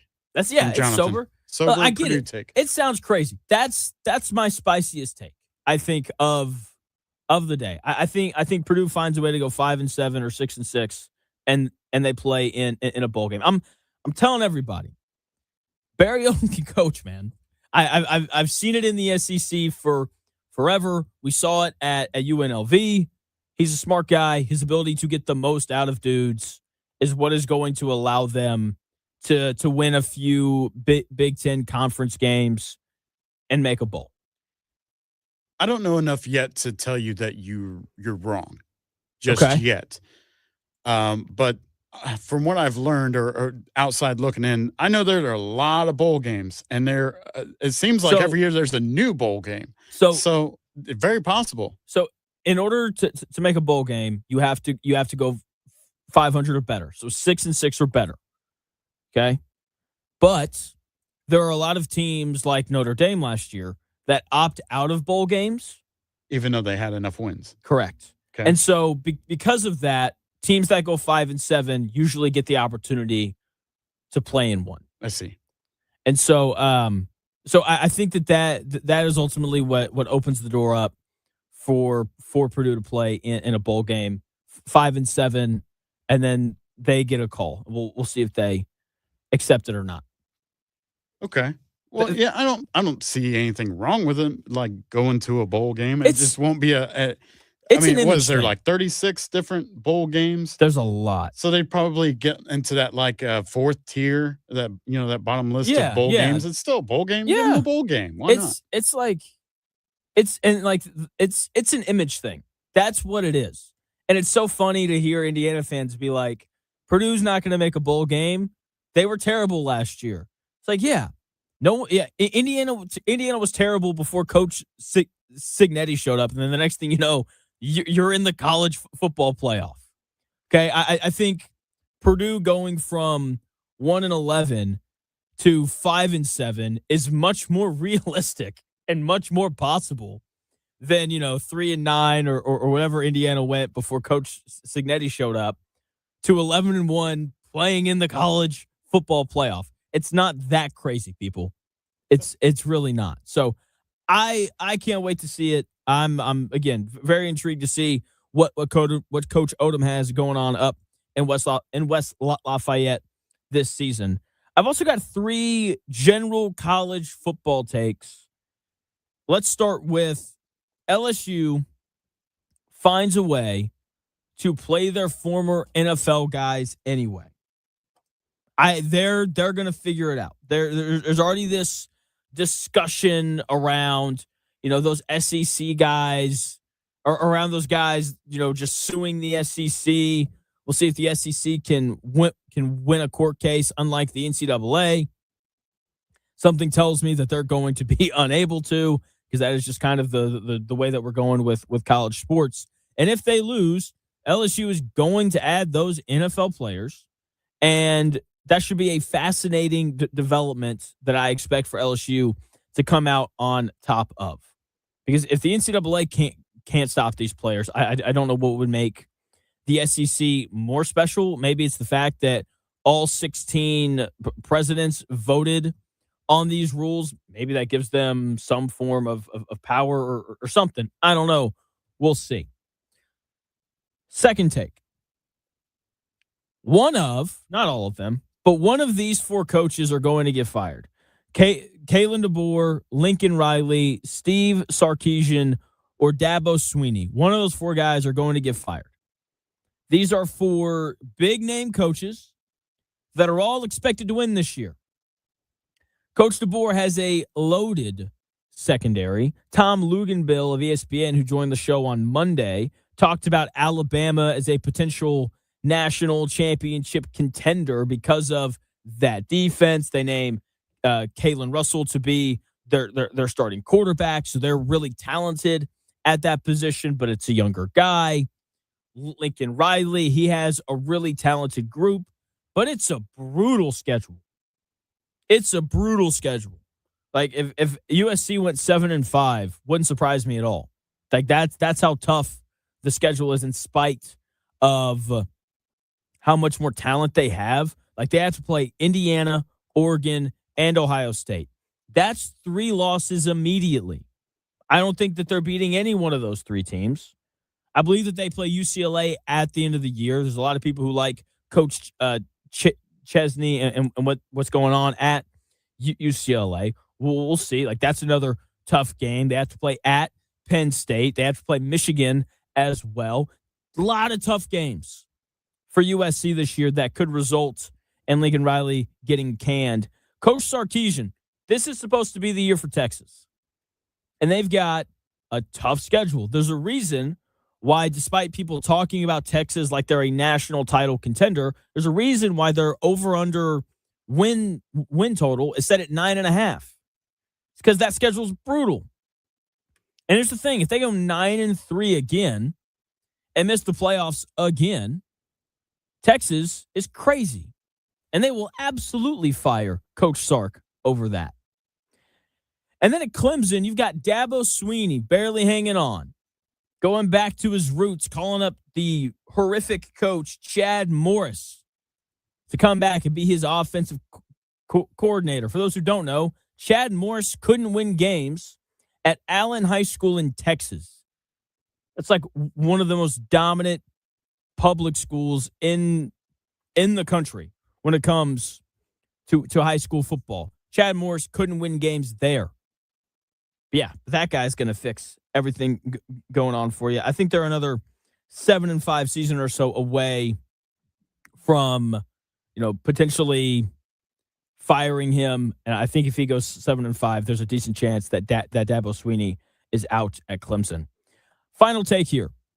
I think we are going to get our first 9-3 non-conference champion in the college football playoff this year. So a team that goes 9-3 and doesn't play in their conference title game is going to make the playoff. So Clemson made the 12-team playoff in 2024 after going 9-3, but they won the ACC championship game, so they got an auto bid. This year, I think there's going to be a 9-3 SEC team that makes the college football playoff. That conference is incredibly deep. Every team in the SEC is playing 10 Power 4 conference or 10 Power 4 games this year. 9 in conference, and they're all required to play one non-conference Power 4 team outside or in their non-conference scheduling. So I think that scheduling bump compared to a lot of these other conferences like the ACC that only play 8 conference games, and the Big Ten, yes, they play 9, but they're not required to play that non-conference Power 4 game. So I think that just the level of difficulty in the scheduling for the SEC earns them the benefit of the doubt, and I think that we'll see a 9-3 SEC team that does not play in Atlanta for the SEC title game find a way into the college football playoff. College football starts Saturday. I'm fired up. I hope you're fired up. It should be an excellent, excellent time watching, North Carolina and TCU, and then, Memphis and UNLV really late at night. I can't wait. I'm elated. I'm so ready for this. Oh man. So college football prediction week rolls on here on the Real Jonathan Smith Show, and the SEC and the Big Ten have banded together. It looks like the ACC is on the verge of joining them as well, not allowing NFL dropouts to return to college football. And while this solves one issue for the NCAA, it could very well be the birth of a much bigger issue for them. I'll tell you what that is at 2 o'clock. First, Chris has your sports update. They should give you your own bowl game called the Real Jonathan Smith Bowl. Hey, if Cumulus wants to pay for the sponsorship on that, that'd be awesome. It's going to be Purdue against any team in Arkansas that wants to play. Their trophy is just going to be a huge statue of me. It'll be great. The Jonathan Smith Trophy. All right, so here's what's trending this hour. The Colts shifting their attention to their preseason finale Saturday against the Lions. You can catch that on CBS 4 at 1 o'clock if you're not planning on going to Lucas Oil Stadium. Charvarius Ward returned to the practice field today after his back injury. Spoke to the media about getting back to work.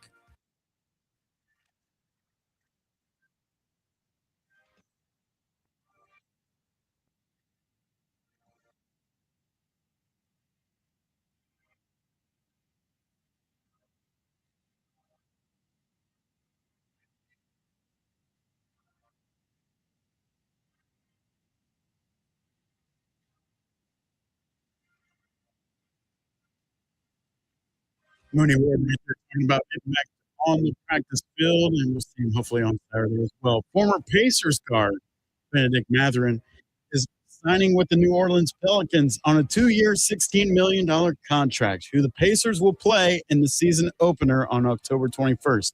So that season opener just got a little bit more interesting as we'll see Benedict Mathurin on the opposite team. The Indiana Fever and Chicago Sky matchup in Chicago on August 23rd was the most viewed WNBA game so far this season, third most in regular season history. Chicago Sky ownership officially announced former NBA player Enes Kanter has been banned from all of their future home games after being labeled a potential threat. So there you go. That's what's trending this hour. More of the Real Jonathan Smith Show after the break on Indy Sports Ticket 1430.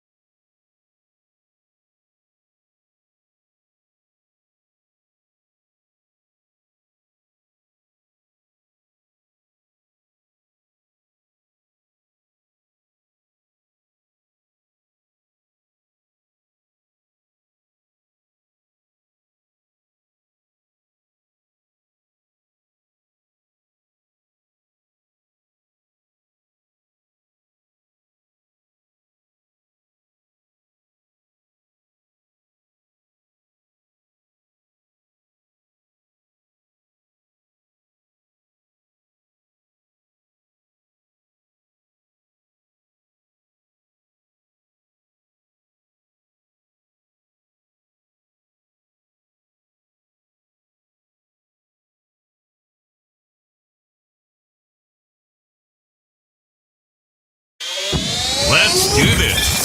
It's the Real Jonathan Smith Show on Indy Sports Ticket, 1430 AM, 93.9 HD2, and always on the free Indy Sports Ticket app.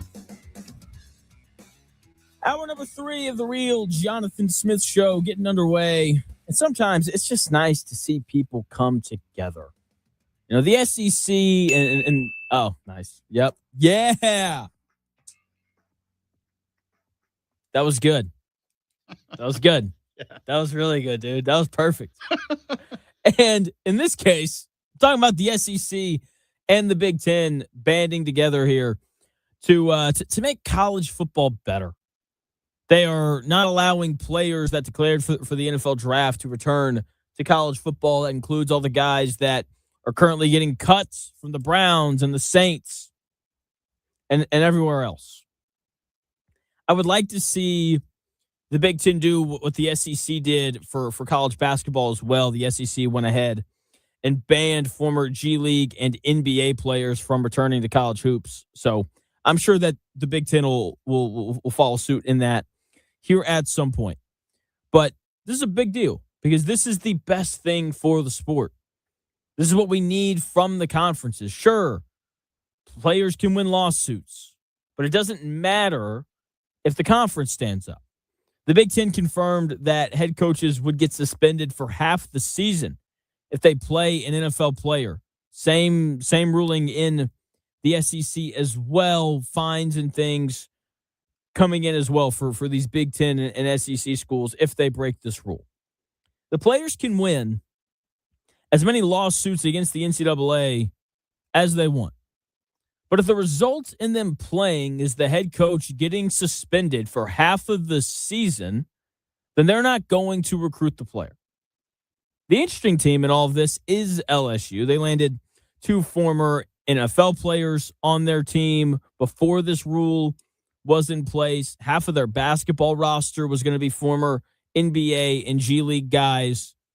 If Lane Kiffin and Will Wade decide to play these guys, then can they just sue the conference to get their suspensions lifted? That kind of feels like the next hurdle that we're going to be trying to get over. There's a lawyer in Texas assisting the LSU NFL to college football pipeline that said this yesterday, quote, the SEC's actions put the NCAA in contempt of multiple court orders.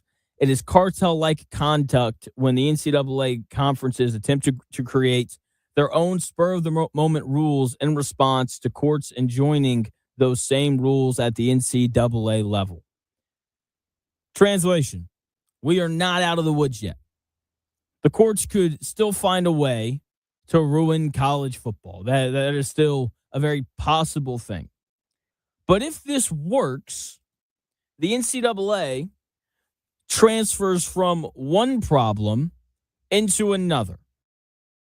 The problem is they've got these pro athletes raiding college sports. That's their current problem. If the SEC and the Big Ten are able to fix this, I think we are then another step closer to the SEC and the Big Ten breaking away from the NCAA. And this could be the event that finally gets them to pull the trigger and get over the we don't need the NCAA hump. Let's get into Over the Hump Day on a beautiful Wednesday. Uh-oh, guess what day it is? Guess what day it is? Huh? Anybody? Julie, hey, guess what day it is? Oh, come on, I know you can hear me. Mike. What day is it, Mike? Listen, guess what today is? It's Hump Day. Woo-hoo! Hump Day!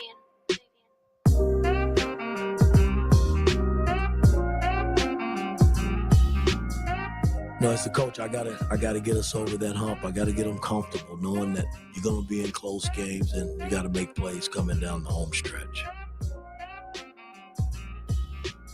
I mean, in the tournament, we were right there. You know, I just didn't get them over the hump, man. And you know, that's something that I live with every day of my life. Because I truly believe that was the team to really make some noise and get to the finals, and I just couldn't get them over the hump. Good old Mike Woodson. That never-ending struggle of finding a way to get over the hump. Couldn't figure out how to do it at IU. Maybe Coach DeVries will. We will see. So I think we're a step closer to getting over this. We don't need the NCAA hump for the Big Ten and the SEC as it pertains to college football. What is the point of staying with the NCAA if you're having to come up with the rules yourself? It's like paying rent to a landlord who refuses to fix the roof, repair the HVAC, handle break-ins. Instead, they're forcing you to pay out of pocket for every contractor and security guard, while you still have to hand them your paycheck at the end of the month. If the Big Ten and the SEC are setting the house rules, if they're funding the legal defense, if they're the ones actually standing up to protect the sport, they don't have a governing body. They just have a squatter taking a cut of their money. That's the reality of it. What is the point of staying with the NCAA if you have to come up with all the rules yourselves? Seems kind of pointless, if you ask me. We already know that the SEC and the Big Ten don't need the NCAA. If this is the way that they remove NFL players from college football, the conferences standing up and creating their own rules and enforcing their own rules, then this is just more proof, more evidence that the conferences don't need the NCAA. I couldn't find more modern numbers, but in the 2022 to 2023 fiscal year, the NCAA made $1.3 billion. Billion with a B. Insane. $1.3 billion across all sports. Most of that came from two things: March Madness and college football. Not a surprise. You don't think that the Big Ten and the SEC know that they could just split off and take a large chunk of that money with them? Say, well, Jonathan, where does a lot of that money come from? The majority of those $1.3 billion are coming from media rights and marketing deals. Media rights and marketing deals go where the eyes go. The media deal for the Indiana Fever, for the WNBA went up when Caitlin Clark entered the league. Why? Because more people started watching the league.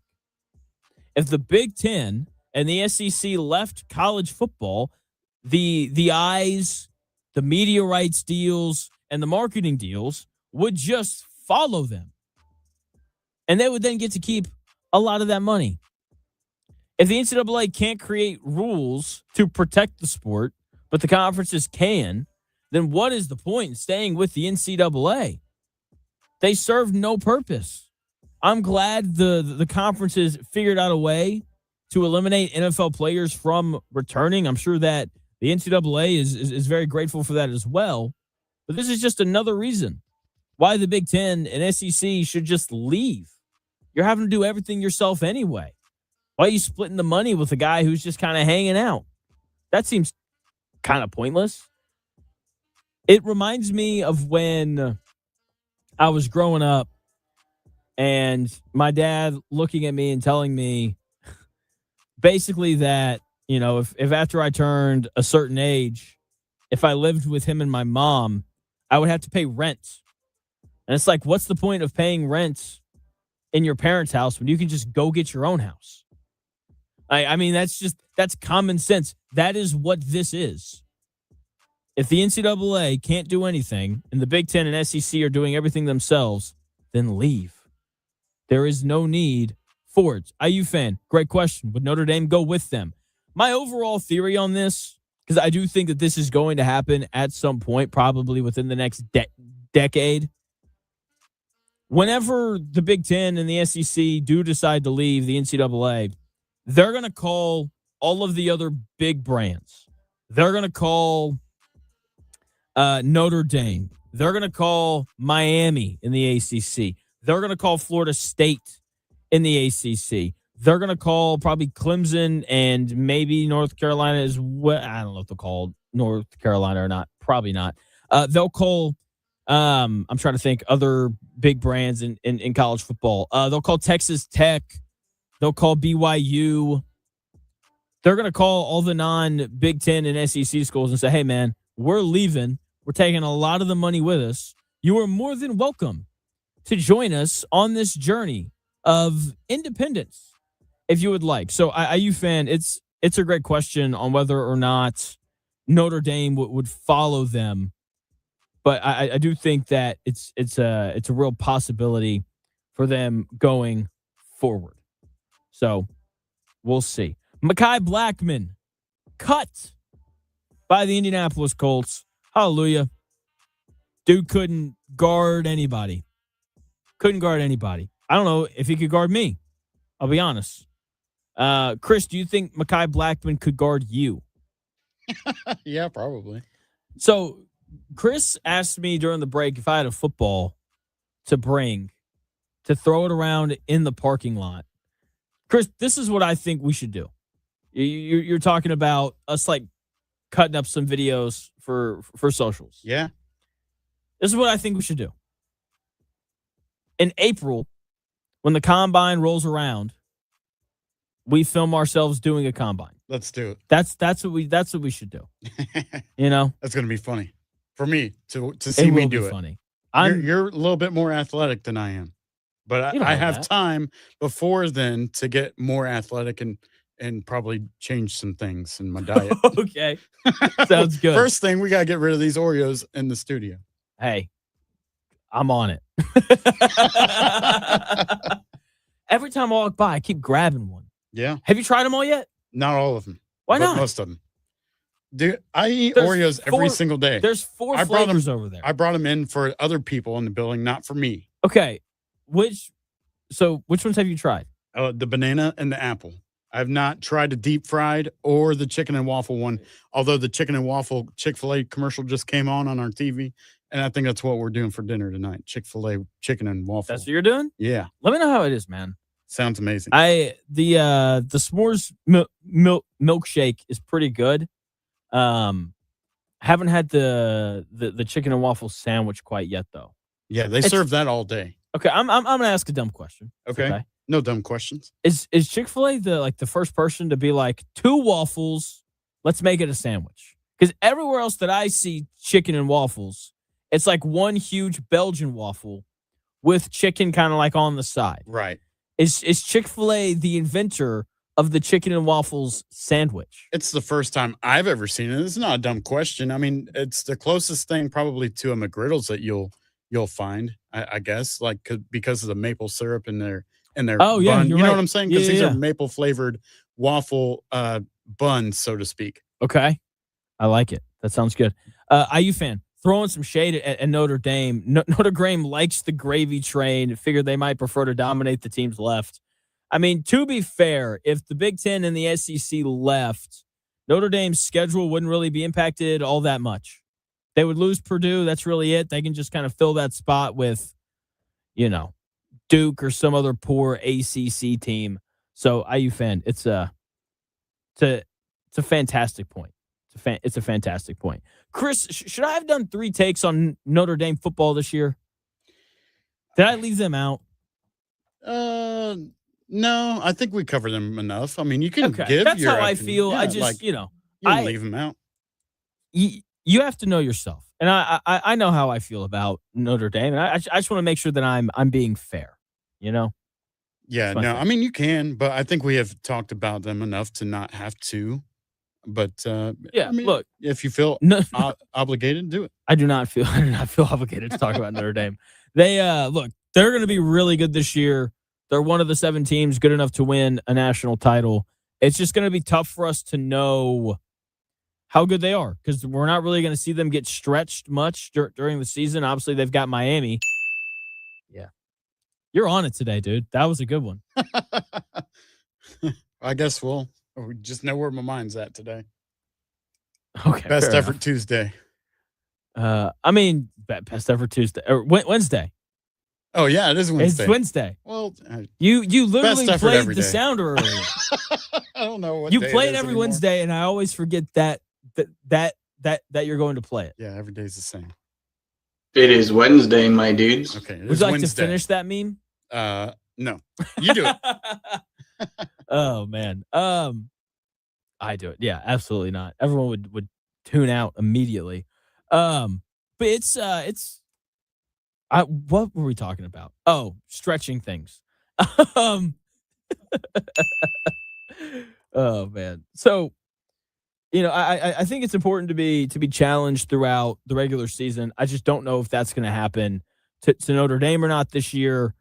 And look, in some ways that'll probably bode in their favor. Like they'll probably be a little bit healthier than some of the other teams that make the playoff. But I don't know if they're going to be as battle tested as some of these other teams. And I do think that's a vital part in finding a way to win a national title. So we will see how it all pans out. College football starts on Saturday, and I can't wait. It's going to be awesome. It's going to be awesome. If you were looking to assist with those that were impacted by the floods throughout Indiana, please go to indiesportstickets.com. There's a link there for you to click. It'll take you to a place where you can help those that were impacted. It is a great way to get involved and to help a whole lot of people. Chris, do we know if Gary, Indiana has power yet? I still have not looked into it, but hopefully they do. I've not seen any updates regarding Gary. I haven't seen any updates since August 11th. We'll see here. All right. I mean, I hope that they do. Again, if you want to help, go to indiesportsticket.com. Alec Pierce is almost back. He was walking around practice today. That's right. We will analyze his limp. Oh my God. in 3 minutes.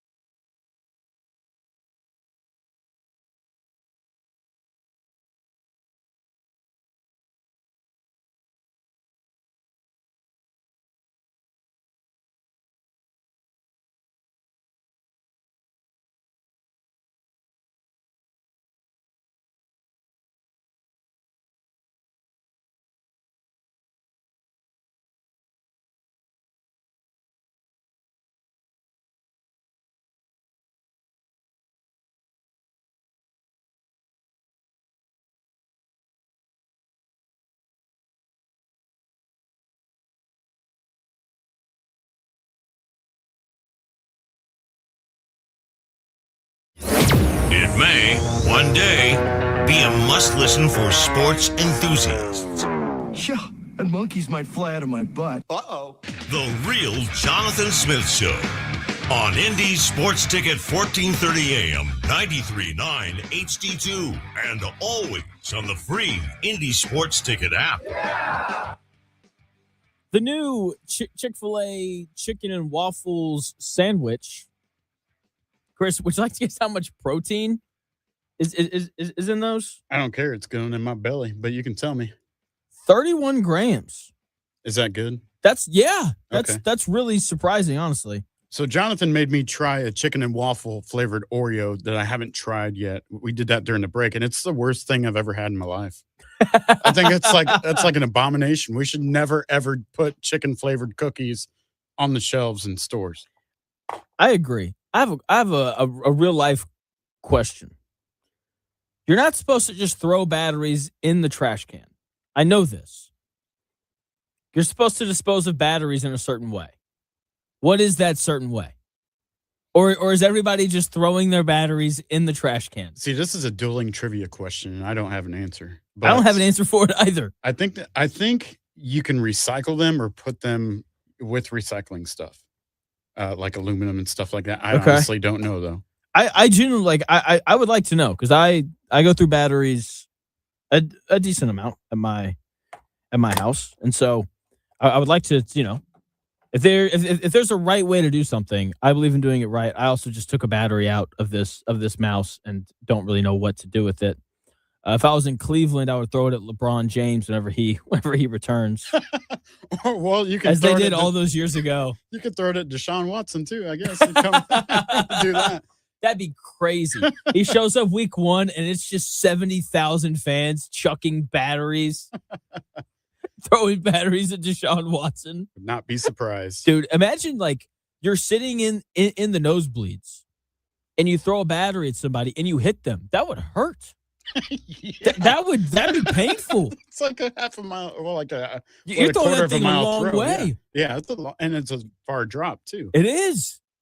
And then and you've got what's his name? I mean, I don't know if you ever saw this. Have you seen the video of the guy sitting on top of the green monster? Giancarlo Stanton of the Yankees goes yard. Guy on the green monster catches it. And so if the opposing team hits a home run, you're supposed to throw the ball back. Got it. He throws it back and he hits Giancarlo Stanton as he's rounding second base. Wow.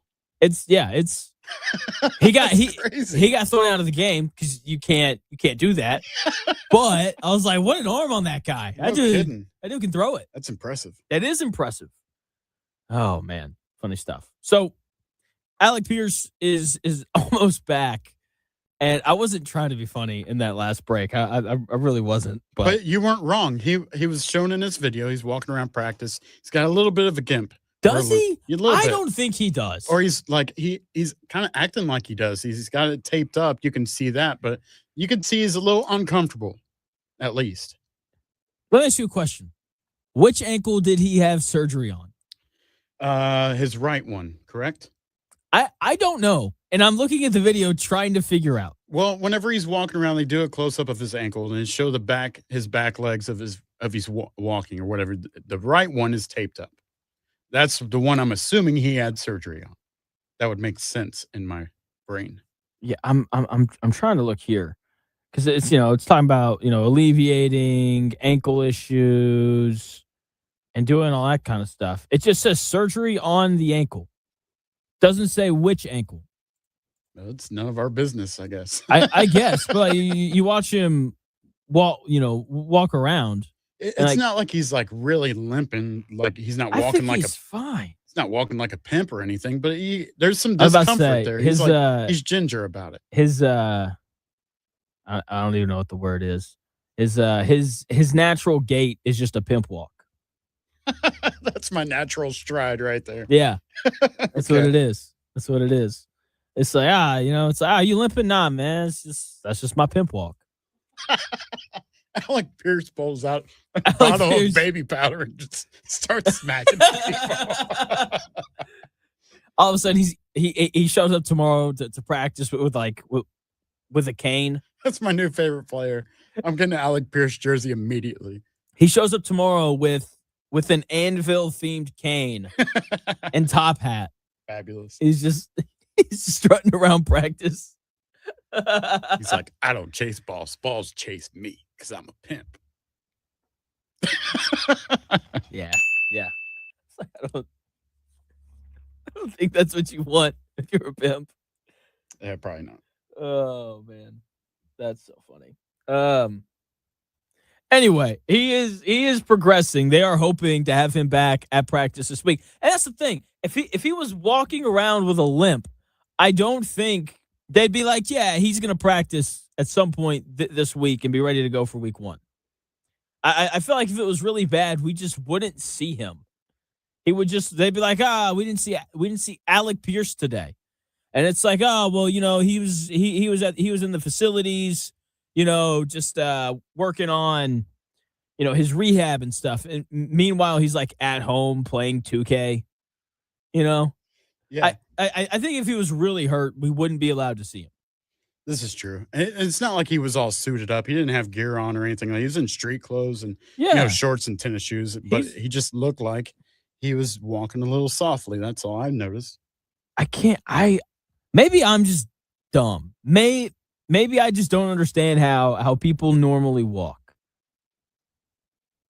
Either that or we're just overanalyzing it because we know in our brains that there was an issue with those ankles once upon a time.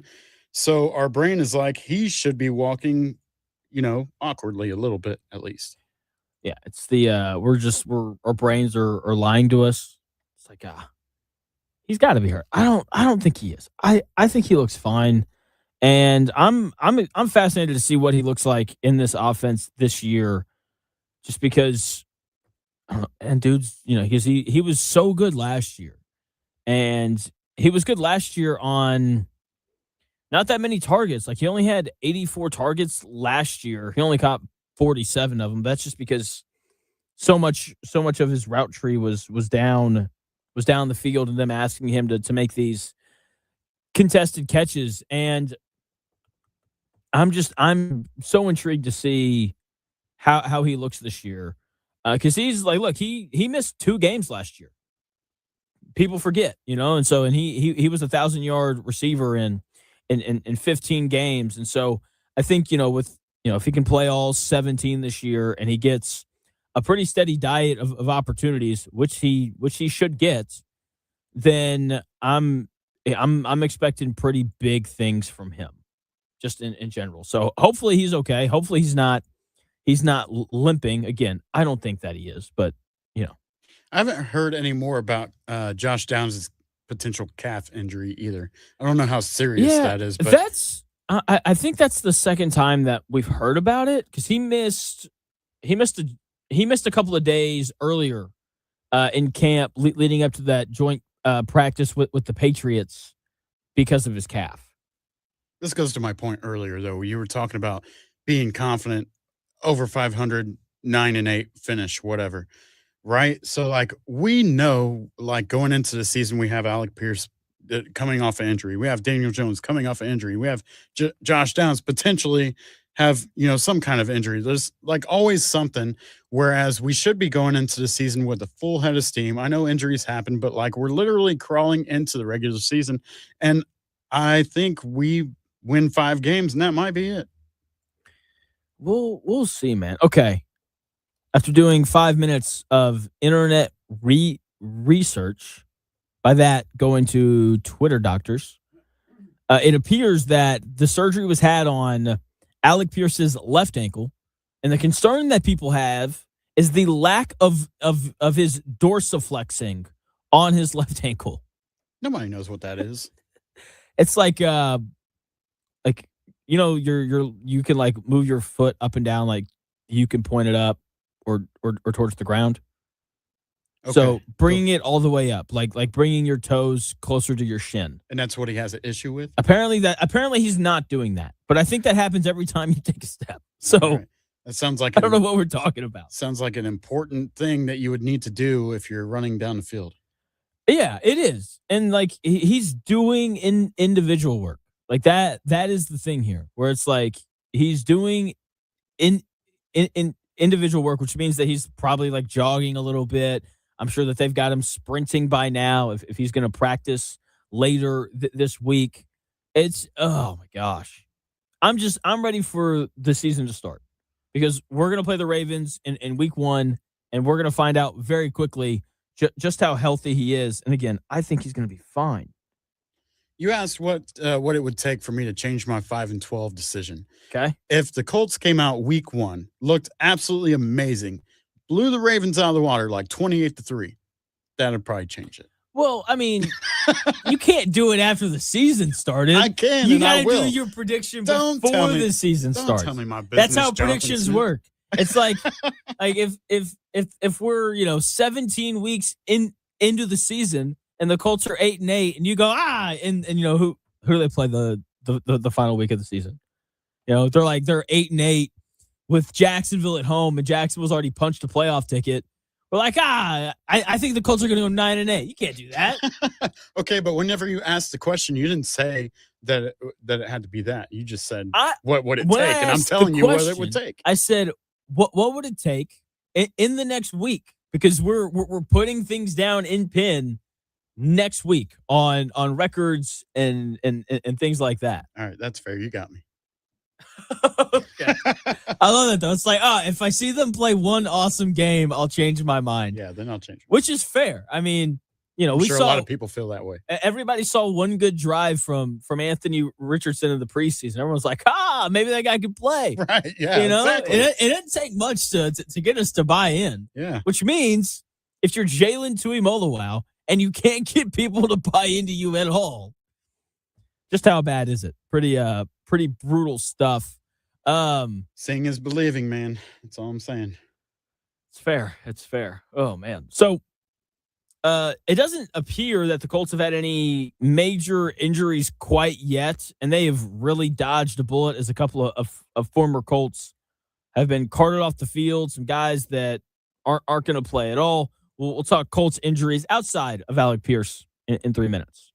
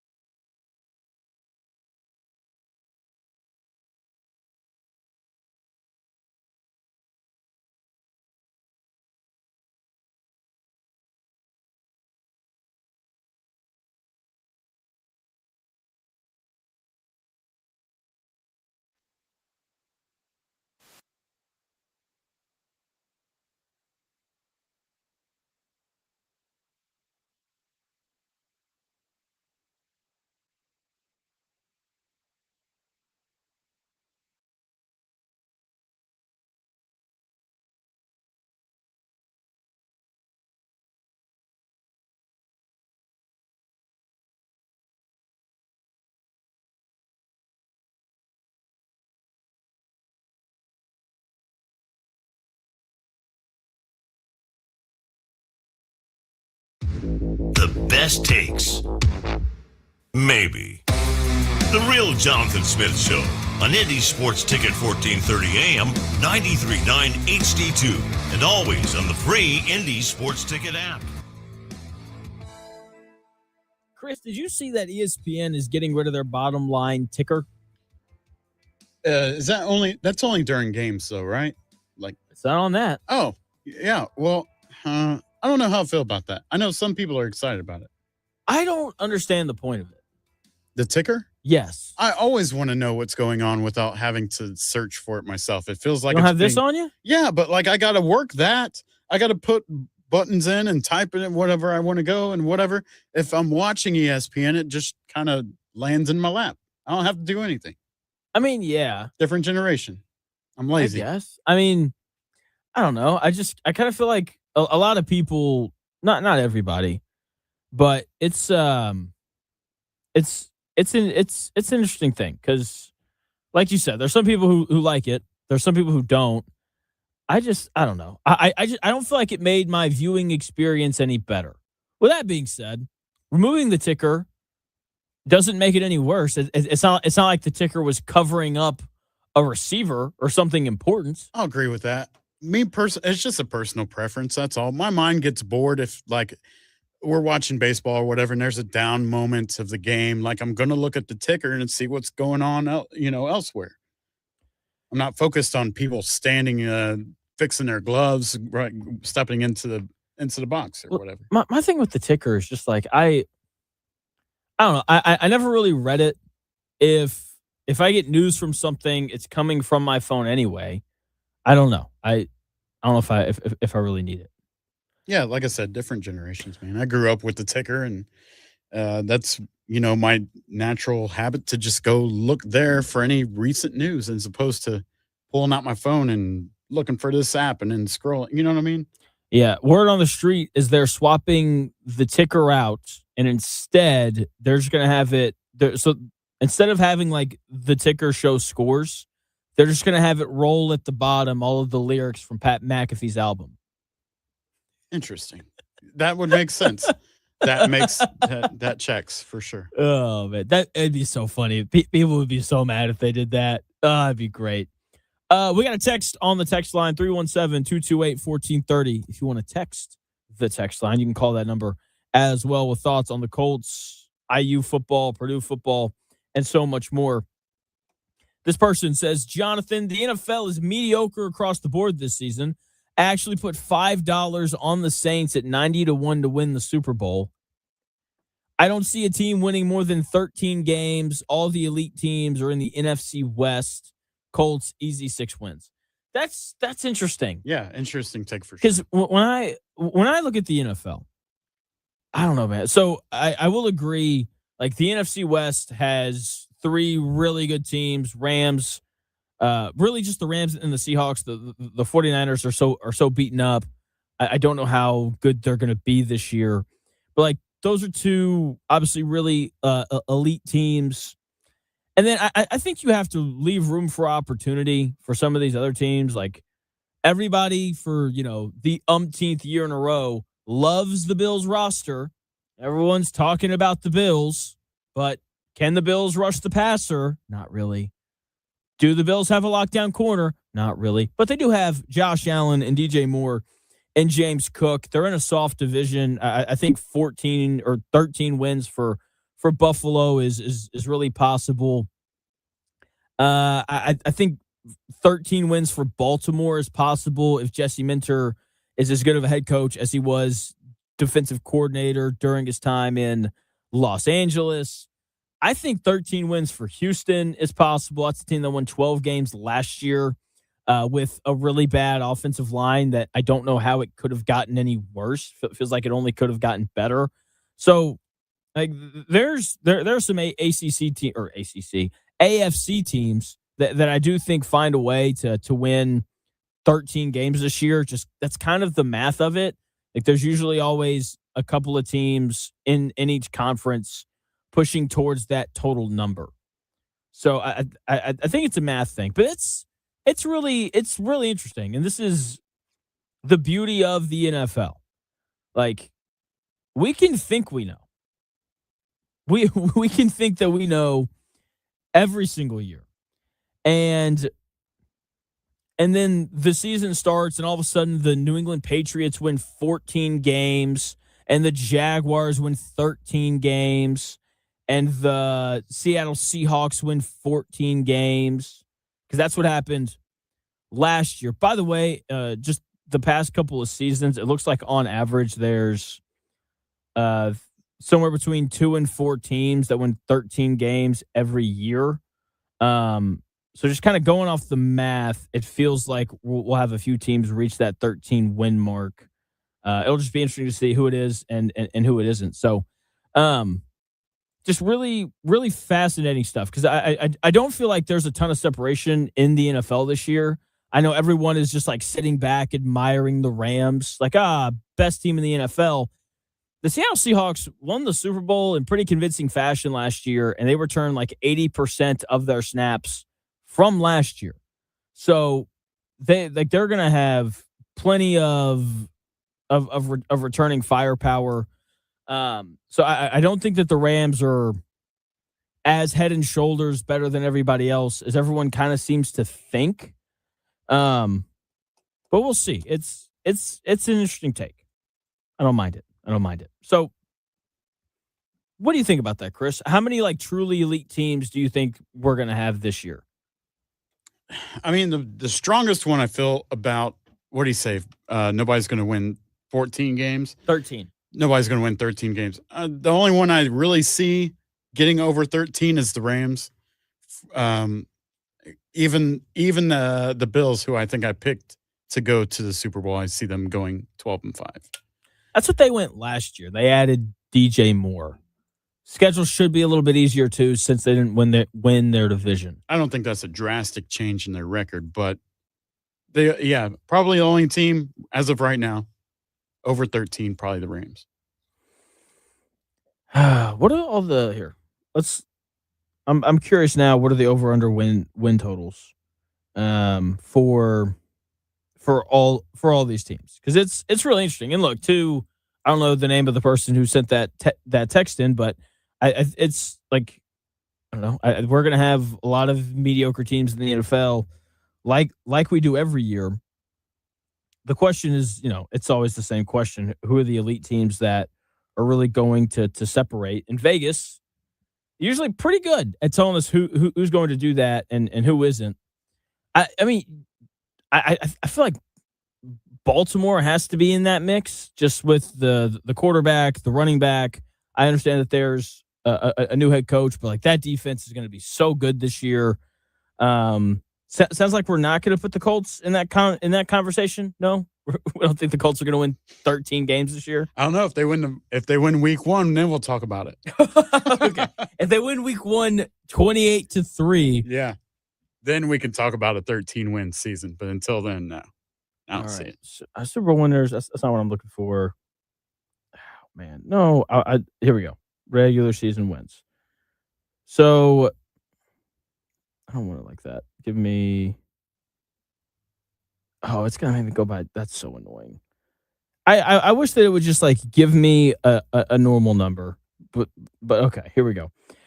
So the Rams to win 12 or more games is minus 145. So they're probably going to win 13 according to Vegas. The Ravens to win 12 games or more is plus 125. Which I agree with that. Like that Ravens roster is really good. I know that we do this every year with the Ravens, and then they lose in the first round of the playoffs. Fun fact: C.J. Stroud and Lamar Jackson, same number of playoff wins, but they're plus 125 to win 12 games or more. So I think that they could do it. The Seahawks are plus 155 to win 12 or more. I think they could do it. The Lions and Bills are both plus 140. To win 12 games or more. I think they're both more than capable of doing it as well. This is absurd. Can I bet this not to happen? Bengals, plus 170 to win 12 games or more. Absolutely not. Yeah, probably not. Like love Ted Karras, great center. but the rest of that Bengals offensive line isn't great. The defense, not great either. Anyway, so yeah, I don't know. I think we're gonna have like four-ish teams win 13 games this year. I feel like that's normally what it is. We go into the playoffs feeling like there's 4 teams good enough to win a Super Bowl, and then we just kind of see how it plays out from there. And those are usually the 4 teams that have won 13 games or more. That's just sorry. No, that's cool. I know you're working on stuff. I got us off on this side tangent. One of the really nice things for the Indianapolis Colts this year is so far through training camp, or training camp's over, so far through the offseason, we've seen really no major injuries from the Indianapolis Colts. We have some like minor ones here and there. Like, Charvarius Ward's had a problem with his back, but he's expected to be ready to play week 1. Alec Pierce, obviously had the offseason ankle surgery. He's expected to play week 1. Josh Downs has had some calf problems, but he's still expected to play week 1. They allowed him to speak to the media today, which usually when guys are hurt, they don't allow them to do that. But so the fact that they allowed for Josh Downs to talk to the media, despite the fact that he didn't practice today, is cool. So no major injuries from the Colts yet, which is nice because they moved off of a couple of guys that did have some major injuries. Danny Pinter went to Baltimore, was going to be the starting center. He's out for the year. Braden Smith, former Colts right tackle, he got carted off the field today in Houston. And nothing like that has happened to the Colts yet. So I hope it doesn't happen at all. I hope nobody gets hurt. That is such an important thing for this Colts team this year. But I'm fascinated to see how this Colts season unveils, because so much of it is going to be about their ability to stay healthy. And if they do, then this is the playoff team. If they don't, they're probably not making the playoffs, and we're sending Chris Ballard packing, and we're probably having really long conversations about Coach Steichen and what his future looks like in Indianapolis. So great news out of Colts camp. It looks like they're going to be fully healthy for week 1. We'll get to see the starters in action on Saturday at 1:00 when they host the Lions. Should be an excellent time. Yeah, fully healthy for week 1 as long as they get through this weekend with no injuries, right? Next week. I would think that they would. Those guys really know how to protect themselves for the most part, and it'll be interesting. So for sure. There you go. All right. We're coming up on the end of the show, and we end the Real Jonathan Smith Show the same way every day. We talk about a lot of things. We learn a lot of things, and we write them down for you. So, Chris, please tell us, what did we learn today on the Real Jonathan Smith Show? All right, class. What did we learn today? There you go. On this Wednesday edition of the Real Jonathan Smith Show, this has been the chicken and waffles edition of the Real Jonathan Smith Show. That's what I should have said. We learned today that, I learned off air that China has a KFC that serves chicken and Oreo flavored sandwiches. I kind of want to go to China and try this sandwich. No. Chicken and Oreos don't go together? No, absolutely not. Absolutely not. On the contrary, we learned that chicken and waffle flavored Oreos are an abomination. Don't ever do that again, Nabisco. We learned that the Colts waiving Mekhi Blackman isn't really considered a quote unquote notable cut. It is not. It's just, it's something that needed to be done. Yeah, we learned that we're going to use 2 of the 53 roster spots for kickers. Yeah, I mean, I don't know about that. I know it's not real news that we learn stuff all the time here.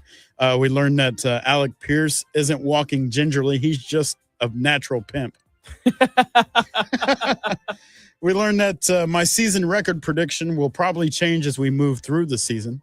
It's not a prediction. That's Okay, if you say so. You can change your mind on things. Okay. You can say, before the season started, I thought the Colts were going to go 7-10, but now it looks like I was wrong, and they're going to go 9-8 or whatever. Fair enough. I think we learned that I would like to add a ticker to our YouTube stream because my mind gets bored looking at Jonathan for 3 hours. We do have a ticker on our YouTube stream. We need to utilize that for sports scores and stuff too. I mean, if you want to do that, you're more than welcome to. That's a lot of work, man. We also learned that Jonathan and I will participate in our own combine in April, so I need to start putting down the chips and cookies and get in shape. Yeah, you said off the air that you eat Oreos every day. Every you day. should probably not do that. I'd probably lose if like you 20 wanna, pounds. If you want to show out in April. I'm going to work on that. And then last but not least, we learned that Jonathan should get a bowl game named after him that will allow any school in Arkansas to play Purdue and call it the Real Jonathan Smith Bowl presented by Ruffles. There you go. I like it. That's really funny. All right, that'll do it here on the Real Jonathan Smith Show. Thank you so much for tuning in, no matter how you tuned in. YouTube, Indy Sports Ticket. If you want to head over there and subscribe, that would be awesome.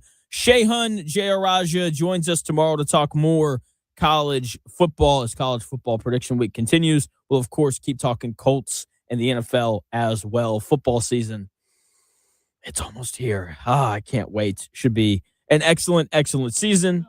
I can smell it. And then tomorrow will be an excellent, excellent show for you. So tune in at noon. We will talk to you then.